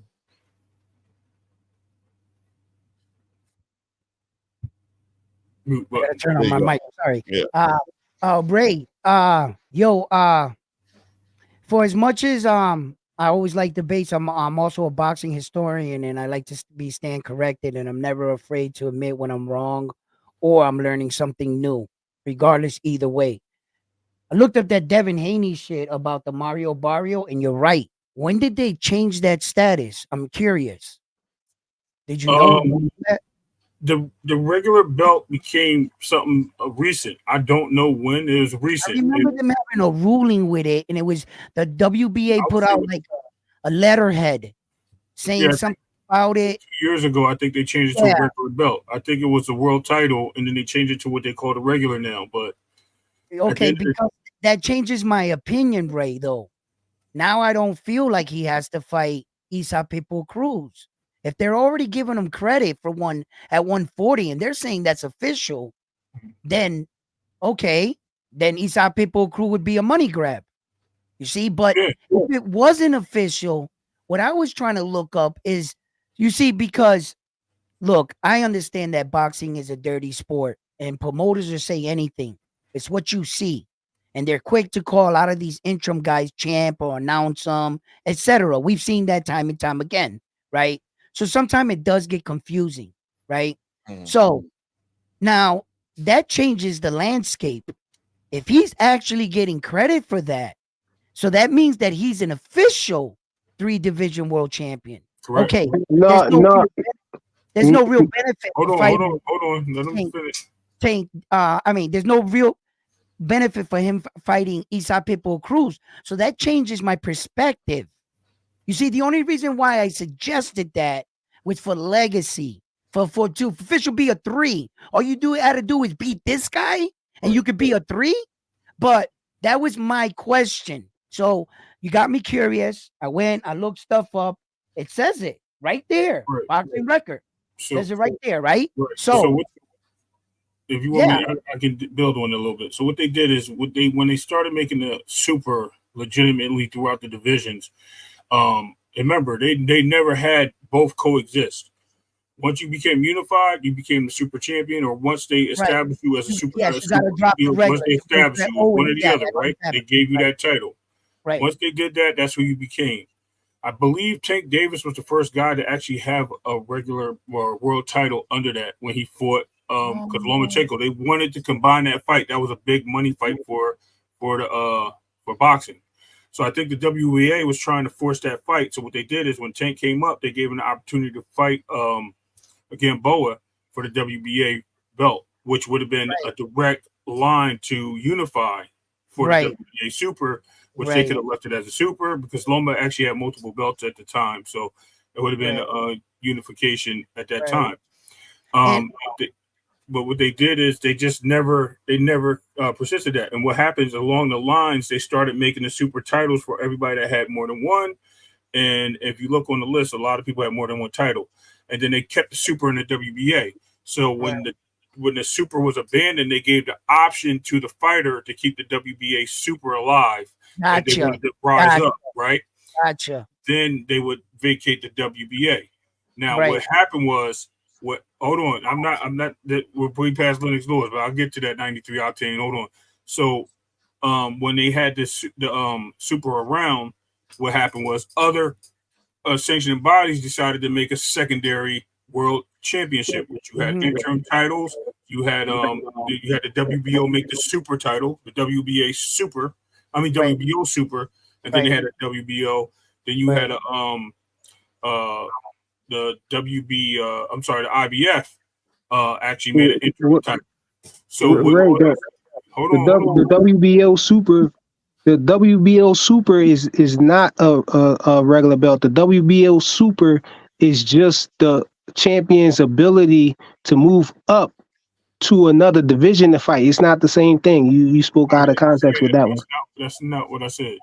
But hold on. I'll actually restate it. What I said was when the WBO made the super belt, the WBO also became another belt that they established underneath.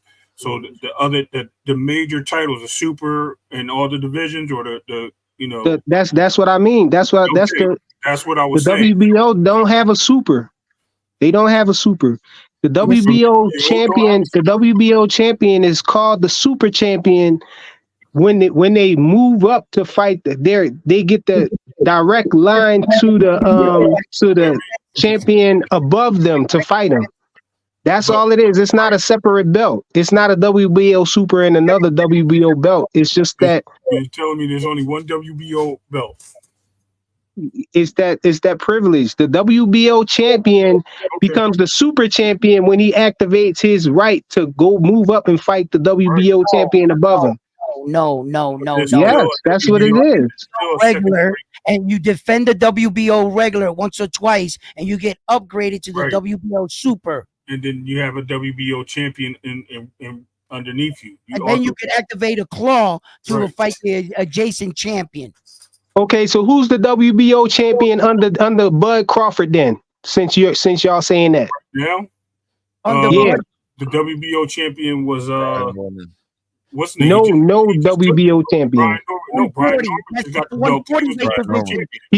Brian Norman became the WBO champion when they took the belt from when Crawford. Yeah, so what you just said? You said they had a super and a regular at the same time. They don't. No, we never said that. What happened, bro? You're just Listen, Brian Norman is the WBO interim champion right now. He's not a WBO champion. Terrence Crawford is still the WBO welterweight champion right now.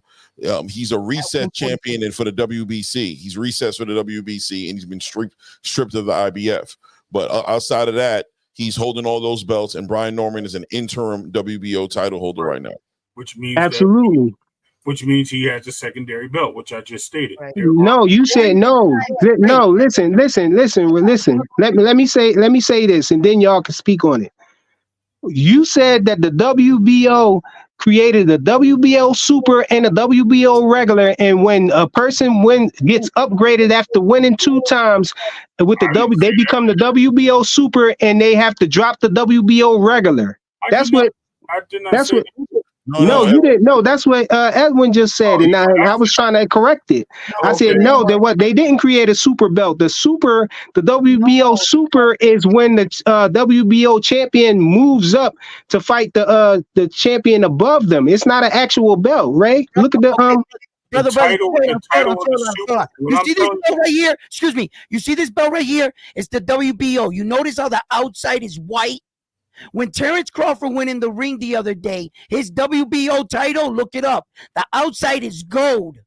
Because he's the WBO super champion. That's why. Super champion. So who's the WBO regular champion now? No, You said he have to drop the belt. You said he have to drop the regular belt and somebody else gets it. Who got that?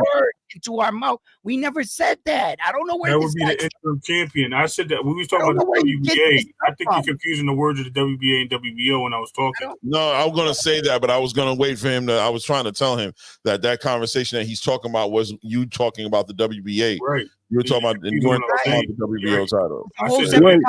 Hey Ray, when we get offline, I'm gonna rewind it, clip it, and send it to you, and we're gonna talk about it off the air. Hey, so anyway, I understood what you were saying because I remember when they issued that letter to Tank Davis and they were threatening to strip and do away a lot with all these little belts and they started to upgrade. And that's during that time. So I get the way you explained it was perfect. So now I understand how Tank Davis was there, but now that really alters my opinion towards that. Yeah, it does. And also, frequent, you might be able to go back and see Ray may have said WBO, but we weren't talking about the WBO belt. So what I'm saying is he might have said that by accident, but the whole conversation was about the legitimacy of Tank Davis challenging for a WBA title. So he may have said WBO right quick, but we weren't talking about WBO. He was talking about I know that. I was just trying to correct him because he was talking about the WBA and then he went over to the WBO and said he said all of them created a super, but they didn't. But they didn't. There's no secondary belt with the WBO. The WBO champion becomes the WBO super champion when he's undisputed, and they give him the option to activate it to move up. Terrence Crawford was the WBO super champion twice. He activated it twice. I'm about to pop this bubble real quick. Let me explain something to you. Every belt, every sanctioning body got about 4 belts underneath the regular champion or the top champion. Whether they're titles or not, there's about 4 different belts from Intercontinental, the Latino. But we're talking about the title belts though. We're talking about there are titles. What I'm telling you is whether it be the CONUCAC or the Central American belt or it be the Asian belt, they all have different titles underneath. And all these people, the European belt, WBO, IBF, they all have these belts. So they can all fight and get in the rankings that way until they get to the elite status. And that's when they become champions to fight for the interim or the world championship based on who the champion chooses to fight or the sanctioning body chooses to make the mandatory. Exactly. Okay. Yeah, but so the interim title in IBF, IBF. Them other titles are secondary though, right? So is the IBF. Brian Norman is going to get awarded the belts because he's the interim champion. That's not going to be a secondary belt that he get awarded though. That's going to be the real belt. Okay, but he right now is sitting with the IBF title, just like he's an interim champion. That's something different. Andy Cruz has 2 IBF titles right now. Do you agree? And 135. Andy Cruz. He has the interim belt and he has a US belt. Look it up. He has both titles, so he can actually fight for the IBF if he chooses to. Yes. Look it up. He has both belts right now, and they actually just announced him as the IBF. Yeah, but that's a secondary belt, though, Ray. We're talking about the actual belt. All secondary belts. The WBA, when the WBA had a super title, and they had a WBA title, the WBA was the secondary belt, even though it was a world title, it was still a secondary belt because you had a champion above that. So Tank has a secondary belt. At the time, that's what you're saying. No, right now, Tank got the same belt that he had when Devin Haney was the champion. That's what I'm trying to tell you. And unified it. Okay, and I was explaining that the WBA was one of the first sanctioned bodies that said they're getting rid of their super title. They literally was saying that 2 years ago they're getting rid of their super title. But they didn't get rid of the super title though. Devin Haney dropped it, and Tank. You're not listening. You're not listening. Let me finish. Okay, go ahead. They said as every champion loses or moves up in weight, they're going to start getting rid of the super titles. They're going to stop with the WBA super, and they're just going to make WBA titles. They're going to make them only world titles. They're going to get rid of them. So they gave that's what they said. They gave Tank the option. of WBA Super or not. He chose not to take the Super. So that was So if they were going to get rid of him, why would they give him the option then, Ray? See, that's what I'm talking about. They not getting rid of the supers. It's the super champ. The WBA super still exists throughout the other weight classes. Tank just chose not to get it. Tank just chose to keep the one he had. So the WBA. The WBA world champion is what Tank has, right? And that belt, when the WBA super is not in existence, then it defaults to the world champion being the champion of that division. That's why Tank is the champion of that division. When Devin was there, it was a secondary belt. There's a difference. He chose not to take the super. And they when Devin was there, because when Devin was there, it was secondary. I'm gonna promise you this. Three people talking at the same time. I'm gonna promise you this. There'll never be another super champion at 135. I promise you that. Mark my words. Okay, check this out. Check this out, right? Another narrative is that this is fake. The reason why Tank Davis could not accept that belt is because once upon a time, he once said a famous line and said that Devin Haney was an email champion. And lo and behold, when they were going to email him the belt, he didn't accept it for embarrassment. But he went in the ring against Frank the Ghost Martin and beat him for that very belt and got it put around his waist. He just wanted to ring. Brother, you're just talking. No, listen, Tank knew publicly he could not accept that belt online because of the statement, because Devin Haney would have came out and called him an email champion. So you're saying Tank Davis is the super champion right now at WBA? You're just going in riddles. You're going in. That's what he just said. He said he beat Frank Martin for that very belt. Yes. The night in the ring when he competed against Frank the Ghost Martin, the belt they wanted to elevate him to, Tank Davis, the way he wanted to do it was just do it the regular way with the ceremony. You beat a fighter, they put the belt around your waist. When you get email a champion, and if you were to retire that same day, when you go to the Hall of Fame, the Hall of Fame's going to say, "Who'd you fight? A fax machine?" You didn't actually win. Where did you get that information from? That's cap, bro. This is why we need one bill. All right. This is why we need one bill.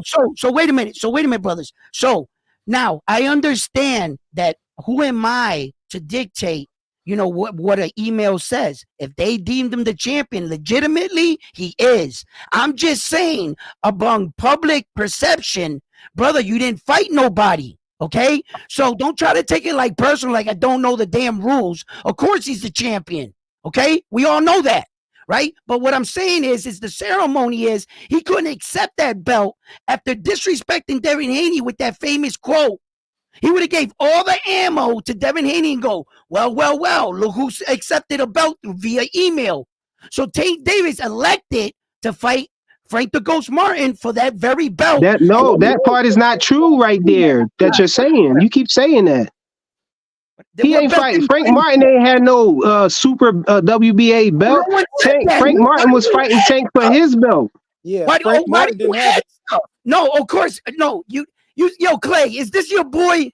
Yeah, that's my boy, bro. But he gets like this sometimes. But y'all conversation. No, Rosclaw, tell him, man, because they nowhere. Y'all arguing. No one ever said Frank the Ghost Martin had a title. No one ever said that. Hold on. Wait. Everybody, hold on. After I finish here, what I'm saying, I want Roscoe to tap in, right? But this is what I'm saying. What Edwin is just saying is, and I don't know if I agree with it completely or not, but it does kind of make sense. But I don't know how relevant it is, right? But what it sounds like he's saying is Tank waited for the fight with Frank Martin that night to officially accept that title. Yes.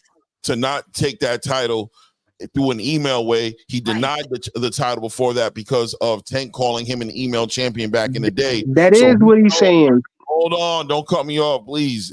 So what he's saying is, unofficially, he accepted that title and he accepted his role as a champion, a WBA super champion in that ring that night by fighting Frank Martin. That's all he's saying. I don't know, legitimately on paper how legitimate that is all the way. But look it up, Ray. He's not the WBA super champion. He's a WBA Exactly. champion. He's making up stuff, and y'all going with it. Don't go with what he's saying. I'm not going with it. I just told you I don't know how. I literally just said I don't know how legitimate it is. I just explained to you what he was trying to say. Okay, without putting. I already know what he's trying to say. I'm telling him it's cat. It seems like we're getting hooked up on a little title, right? All I'm saying, a title meaning by word definition. That's what I'm saying. And what I'm saying is he legitimately, yes or no, the 135-pound champion? Call it whatever name you want. Is he or not? Yes. Okay, that's all I'm saying. If you want to hold me on the name and judge me about super or regular or this and that and try to make a debate about a name, no. My entire point was he on that night with Frank the Ghost Martin, did he solidify and retain his WBA world title? Yes or no? And did that officially make him? Because once upon a time, he had a belt. Excuse me. He had a belt. Devin Haney had a belt. He was never considered the world champion, was he? Because Devin Haney had the same 4. Now, Tank Davis has been walking around with that same very belt and never been a champion. Devin Haney vacates the belts and move up, and they notify him to say, now you're the official champion. He didn't accept the honor. That's all. That's all. And then he waited to fight Frank the Ghost Martin on that night to officially call himself the king of the 135 for representing the WBA, because there's no more Devin Haney, because he had that same belt and he wasn't considered champion. Right. That's all I'm saying. So who is Frank Martin? Frank Martin wasn't no champion to be solidifying things. Please don't bring this back up frequently. He's not saying Frank Martin was a champion, bro. He's talking about the transition of Devin Haney's WBA championship belt to his waistline. I know he's saying that, Clay, but that's not true though, Clay. Okay, it's just not true. It's simply not true. It's cool. It's cool. I wanted to hear what Roscoe had to say. Yeah, Roscoe. What I'm saying is it's a dead horse being beat, bro. I swear to God it is. It's a real dead horse. Like it makes no difference, bro. At the end of the day, what the man is saying is that Tank Davis did not want to officially accept Devin Haney's title. He didn't consider himself a WBA champion until he fought for it. He won the fight for it, and he used that fight that night with Frank Martin to solidify himself as an actual champion of that division. That's what he did. That's what he's saying. He's not saying nothing else. It don't matter about it. Really, nothing else matters. Like it really, nothing else really matters. You know what I'm saying? Go ahead, Rick Tim. Hold on, Rick Tim. Go ahead and cook. Go ahead, Rick. Please tap in, because I see you shake your head. Yes and no. No, hey man, I'm just spectating with this right here, man. It's entertaining. I'm good. Can I ask you a question then? Can I ask you some questions? You say yes or no? All right. So when I was speaking, somebody's mic is really loud. Okay, that's better. When I was first speaking about the WBA Super to the WBA and the WBO having the intro and all that, I'm not making this up, because I seen you shaking your head yes when I was saying that. Right. So that's all I really wanted you to tap in on all of it, because I seen you like acknowledging certain things and then you were not acknowledging some things and then you were laughing. So I just wanted to see what you acknowledged, and I was waiting for Ross Clyde also to jump in, because having another opinion does help. You know what I mean? And some people dropping, like giving their points and values to the sport, to our channel. So that's all. We were just trying to get the legitimacy of what you thought. I think that's right. Oh man, I was agreeing with you wholeheartedly when as far as how they phasing out that super. That super version is gonna be null and void pretty soon, and I'm all for that. That's and that was mainly your strong point, and that was mainly it. Okay, so that's why I was really trying to get my point across on that they're getting rid of that. Yeah, okay. These belt conversations get so crazy for me. I watched it on other channels. I don't really participate. You saw I stayed quiet for the most part. I just shedded a little bit of light where I could get some help somebody with some clarification. But for the most part, I hate these conversations because they're so pointless in the bigger picture of this boxing game. They're really pointless because it's all just technical word salad. You know what I'm saying? To try to get people confused and making hour-long debates over a legitimacy of one belt over another belt. It don't really matter. You know what I'm saying? At the end of the day, the most important thing in this space for me is these fights happening, bro, and how these fights are going to get made, bro, and what in the fighters that want to fight each other, fighting each other. You know what I'm saying? Like, I mean, everything else is just like technicalities. You know what I'm saying? Can I say something real quick, though, Clay? Please don't bring up nothing about the WBA. Go ahead.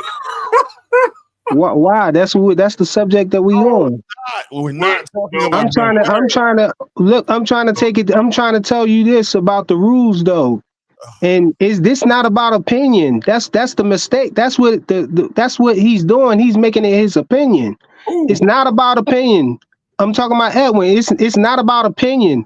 When you go to the rules of the WBA, the super belt is the higher. It's the higher belt, and the world belt is the world belt. But whenever the super is in existence in that weight class, then it's the higher belt. But when the super goes away, then it defaults back to the world champion.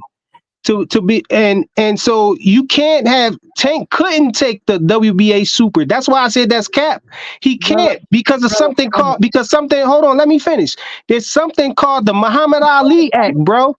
You know what the Muhammad Ali Act is? It's the reason why we have a ranking system. It ensures that the person that everybody has a fair chance to get a shot at the championship, and you move up through the rankings, become the number one ranked fighter, and the fight gets mandated.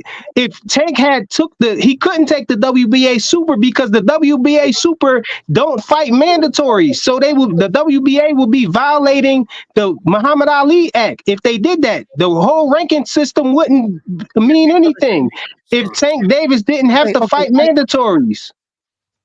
Now, it was okay. It was okay when both of them. It was okay for the super to be in existence when Devin Haney was there, because Tank. That's why Tank was fighting all the mandatories. Devin Haney didn't have mandatories with the WBA because the WBA super does not have mandatories, and you know that, Ray. Okay, brother. You know that. All that articulately, right? But check this out. You're so wound up. We were never talking about nothing you ever just brought up. Come on, bro. Come on. I'm going, bro. You're talking about rules we were never talking about. You talking about your opinion, and is you spreading cat, bro. And you feel like you got to express it or make up something we said in our head. Not one person was judging by a rule. You broke all that unnecessary information to all of us for nothing. Your whole breakdown. It's not unnecessary. It's educational, and it's the truth. That, my man. And I don't know if you're capping right now. It's like, bro, you're getting on the pull it up, Ray. Pull it up, Ray. That's all you got to do. Hold on. First everybody of all, calm down. All right, Edwin, hold on. Edwin, I got it. Okay, calm down. I got it. All right. I got it. Okay. I've been through this 1,000 times arguing with people, man. Hold on, Frequent. Hold on. Mute yourself for a second. Listen, we don't want to talk about this anymore. It's to the point where it's going nowhere. Hey, Clay was saying this. We already talked about this, and I talked about it with you, with Clay. You tried to run my argument with Candyland and lost because you said it wrong, and I told you I was right, but it's okay. We're going to leave it there. The point of this whole matter is we don't care anymore. It's not that important. We were just making conversation. It was supposed to be. It was just something getting touched on real quick, just as far as in the spirit of why would Tank go up to fight Cruz at 140 for a title? Edwin was under the assumption that the title that Tank fought for when he fought Mario Barrios was not a legitimate title. So he said, okay, he gets to go up to 140 now to fight Cruz and get that legitimate title. Ray shedded light on it to be like, nah, that was a legitimate title. You know what I'm saying? That's not true. Edwin went and looked and did some research on his own and said, damn, you were right, Ray. So if he goes up to fight Isak, then it's just going to be for a money grab. That's all. He doesn't need to go up to 140 to fight for it. That's where that conversation went and ended. That's all it was. It wasn't about technical rules and supers and unders and interims and regulars, and it wasn't. I swear. But that's where I was saying that he was mistaken though. It all got twisted around right there, because when Tank went up and fought Mario Barrios and got that title from him, Mario Barrios was a secondary champion because the other belt existed in the weight class, so he was a second. That's why they were saying he had a secondary title up there, because the other belt, he wasn't the true champion. You had a WBA champion, you had all of the champions up there, then you had Mario Barrios there too, with the WBA regular, which was the secondary. So Edwin was right about that. Tank got a secondary belt when he went up to 140. So it was valid. And that was the whole mix up that I was trying to straighten out. No, okay. So what you should have said though, Frequent, was just like, nah, bro. What you were saying, Edwin, the first time, that's really how it was. There was no secondary. He got a secondary belt up there. This would be his first official belt. And then we would have talked on there. But this turned into a 45-minute debate about rule books and stuff, bro. Like, you know what I'm saying? All you had to say was like, yo, that was a secondary belt. I did say that. And Ray said it wasn't. And I said, and my comeback was that I said Tank got the same belt right now. So why? Okay. That's what I said. He got the same belt right now. Because they got rid of the super. That's all I said. There was no argument. But the point was the super was still there when Mario Barrios was there, right? And Regis had the belt at the time. So it was a secondary belt. Don't say it wasn't, because Regis was the real champion. Okay, and Regis was trying to fight Tank. He chose to fight Barrios, but it still was a WBO championship world title. It doesn't matter. WBA, please. WBA world title. Yeah, Edwin was right though. It was a secondary WBA. It wasn't a legit one. So you said that it wasn't. It was a secondary title. It is my fault, JP. You're right. It is right. It is my fault. Title. That's it. I take it. It's my fault. But he still has to fight the mandatory, so it was a world title.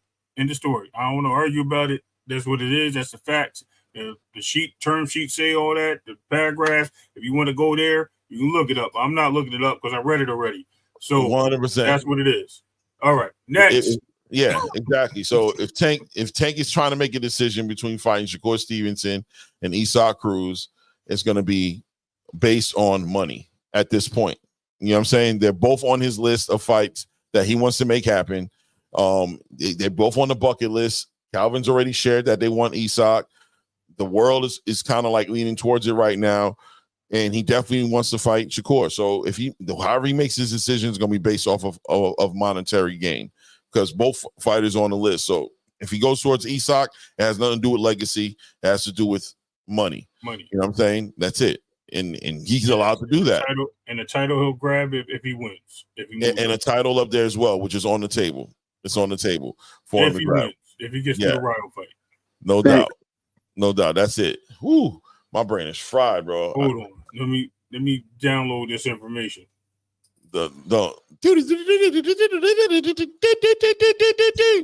Yo, shout out to 2 Cents. I hope you had a good time tonight. I know it's crazy in here. It gets crazy in here sometimes, especially when it gets to these kind of conversations. When it gets to these technical belt breakdowns. Man, I had an awesome time. I love you guys. Yeah, this is an amazing show. I loved all the guests. And it's only talk. It's never personal. You know what I'm saying? No, never. I get hyped up, but it leaves me in 10 seconds when we're friends again. You know what I'm saying? So, listen, you know what I mean? We can always, our viewpoints are viewpoints, and you know what I'm saying? And you never know, so, but yeah, man, look, I had a great time. And I hope you guys, had a great time. No, we always do, bro. And that's what it is, by the way. What you said, what really wrapped it up real well, as far as, everybody grown here, got children, adults. We ain't nobody on here about to get no real feelings. We can get into some real feelings in the temporary moment, but we all understand, and we're all able to come back to earth and be like, at the end of the day, bro, we talk brother, about as soon as this show turns off and this microphone turns off, if you were standing next to me after arguing all these points, I look at you like we didn't even have this conversation. Let's go out for lunch. You see, this stays here. You know what I'm saying? This is not personal or anything like that, and I hold no grudges. You know what I'm saying? But you know, hey, competition is competition, baby. And tonight the competition was fierce, and it keeps me thinking, kept me on my toes. You know what I mean? It tested my wit and my composure, and I'm thankful for that. You know what I mean? You had to step around a couple times, like, all right, man. You know what I'm saying? I had to work the body. I had to pick it up for the later round. You know what I mean? Exactly. You know what I mean? So I had to put some money in the bank. Had to invest in the body. I'm gonna get that later. I'm gonna put that here for now. You know what I mean? I appreciate the channel, man. I appreciate Clay for having me up here, man, to be that encyclopedia and that thesaurus for all the meanings of the sport. Oh yeah, I really try. Oh yeah. By the way, I want to go on record, right? These panels work well and they get well balanced because the truth of the matter is I don't know everything. You know what I'm saying? I'm a true fan of the sport. I love the sport. I know what I know. I love what I love. But one thing is for sure, two things for certain. I'm here to learn as well. I'm always here to hear and learn, and it always happens, even through the smoke, through the fire. When it seems like I always walk away. I always walk away like, okay, I didn't even know that. That's what this is about right here. Right. When I started this channel, and I told Ray this, I just like who I like, but I love boxing. But when I decided to start this channel, I understood that I was gonna have to open up the whole entire spectrum. I was a dude who wasn't really watching the little dudes fight, you know what I'm saying? But now I watch the little dudes all day. I'll talk it up with you. I watch them all day long now, you know what I'm saying? I watch the big dudes, the middle dudes, the little dudes, the amateur dudes, the prospect dudes, the contender dudes. I make it my business to stay inside of this space in the proper way so that I'm here for everybody and can talk to everybody about all kinds of boxing, you know what I mean? But at the same time, you get somebody like Rachel Donaire, Nonito Donaire, they'll come up here and build with us. You already know they're going to have that expert. They know what's going on. Anything 126 and below, don't even try to argue with these dudes. They know what it is. They live there. You know what I'm saying? You're just going to be in a learning space. You better ask questions more than argue. You probably do better getting some answers. But at the same time, you know what I mean? You got other people who will come in here and they'll be the super experts on Gervonta, like Hoodrich. He knows everything going on over there in Gervonta's camp. You can't really argue with him too much about Gervonta because he has hands-on understanding of what's going on over there. And then look, we got Edwin on the panel right here. I'm sure if we start talking about Sabril, or we talking about Jermaine Ortiz, or we start talking about, you know what we're going to do? We're going to let him cook, bro. Tag me in, coach. I'm ready. Tag me in, coach. That's what he does. You feel me? That's what he does. And I'll be honest with you guys. If we're going to talk about Turkey Al-Sheikh and what's going on over there and I ain't gonna hold you, bro. Y'all gonna have a hard time hanging with me. I'm pretty tough in that area. You know what I'm saying? I look deep into that area. We all bring what we bring. And then Ray's just an encyclopedia, like he says. And he's also very quick at that computer. So he'll get up on it in 2 seconds and pull out a regulations and laws on some bylaws on some shit and come right out. If you say something on his channel, Ray will look that shit up. If I don't know it, I'm going to look it up. Second, right? Ray's camera turns off for a second, and he's back there like this, and then he turns back on, and he's got that smirk on his face, like, gotcha.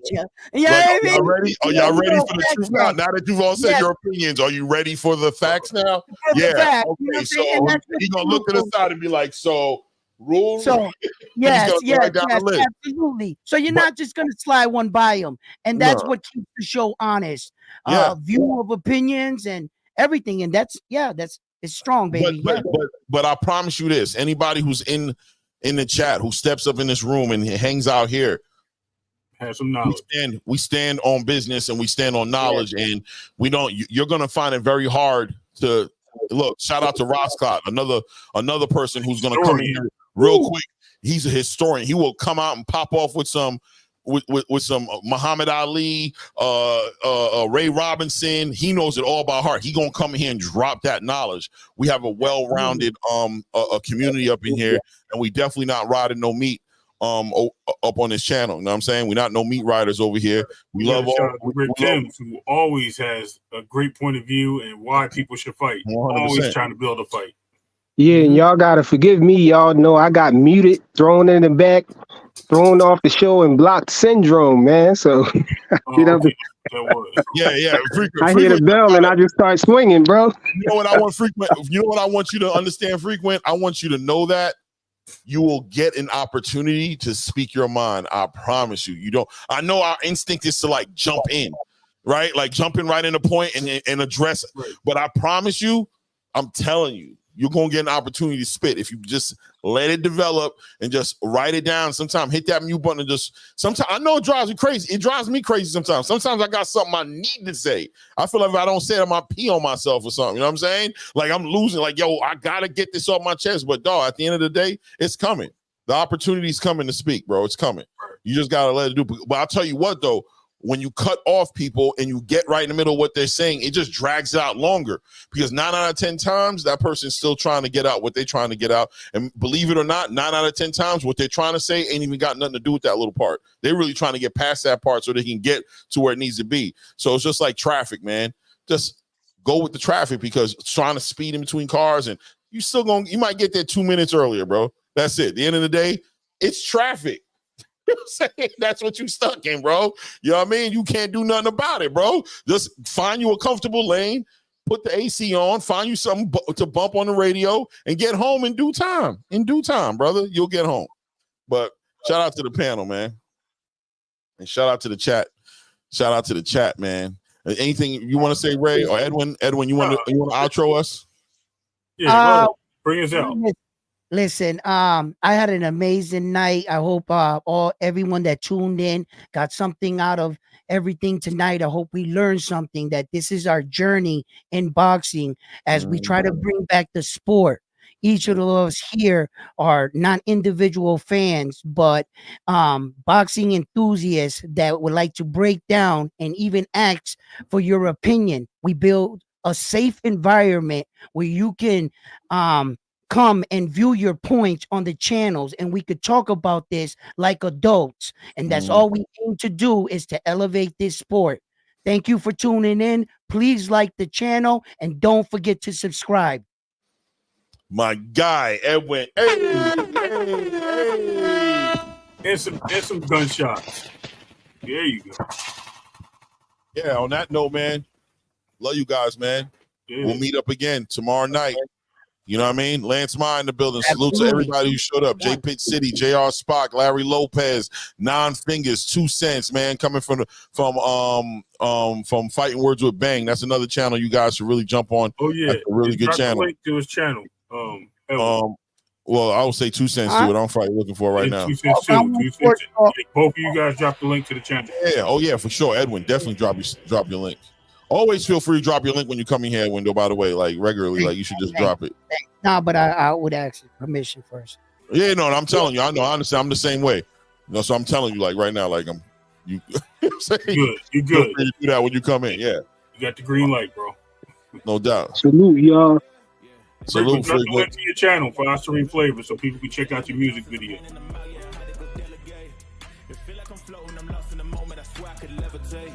They never believed that I would really fly. I had to go demonstrate.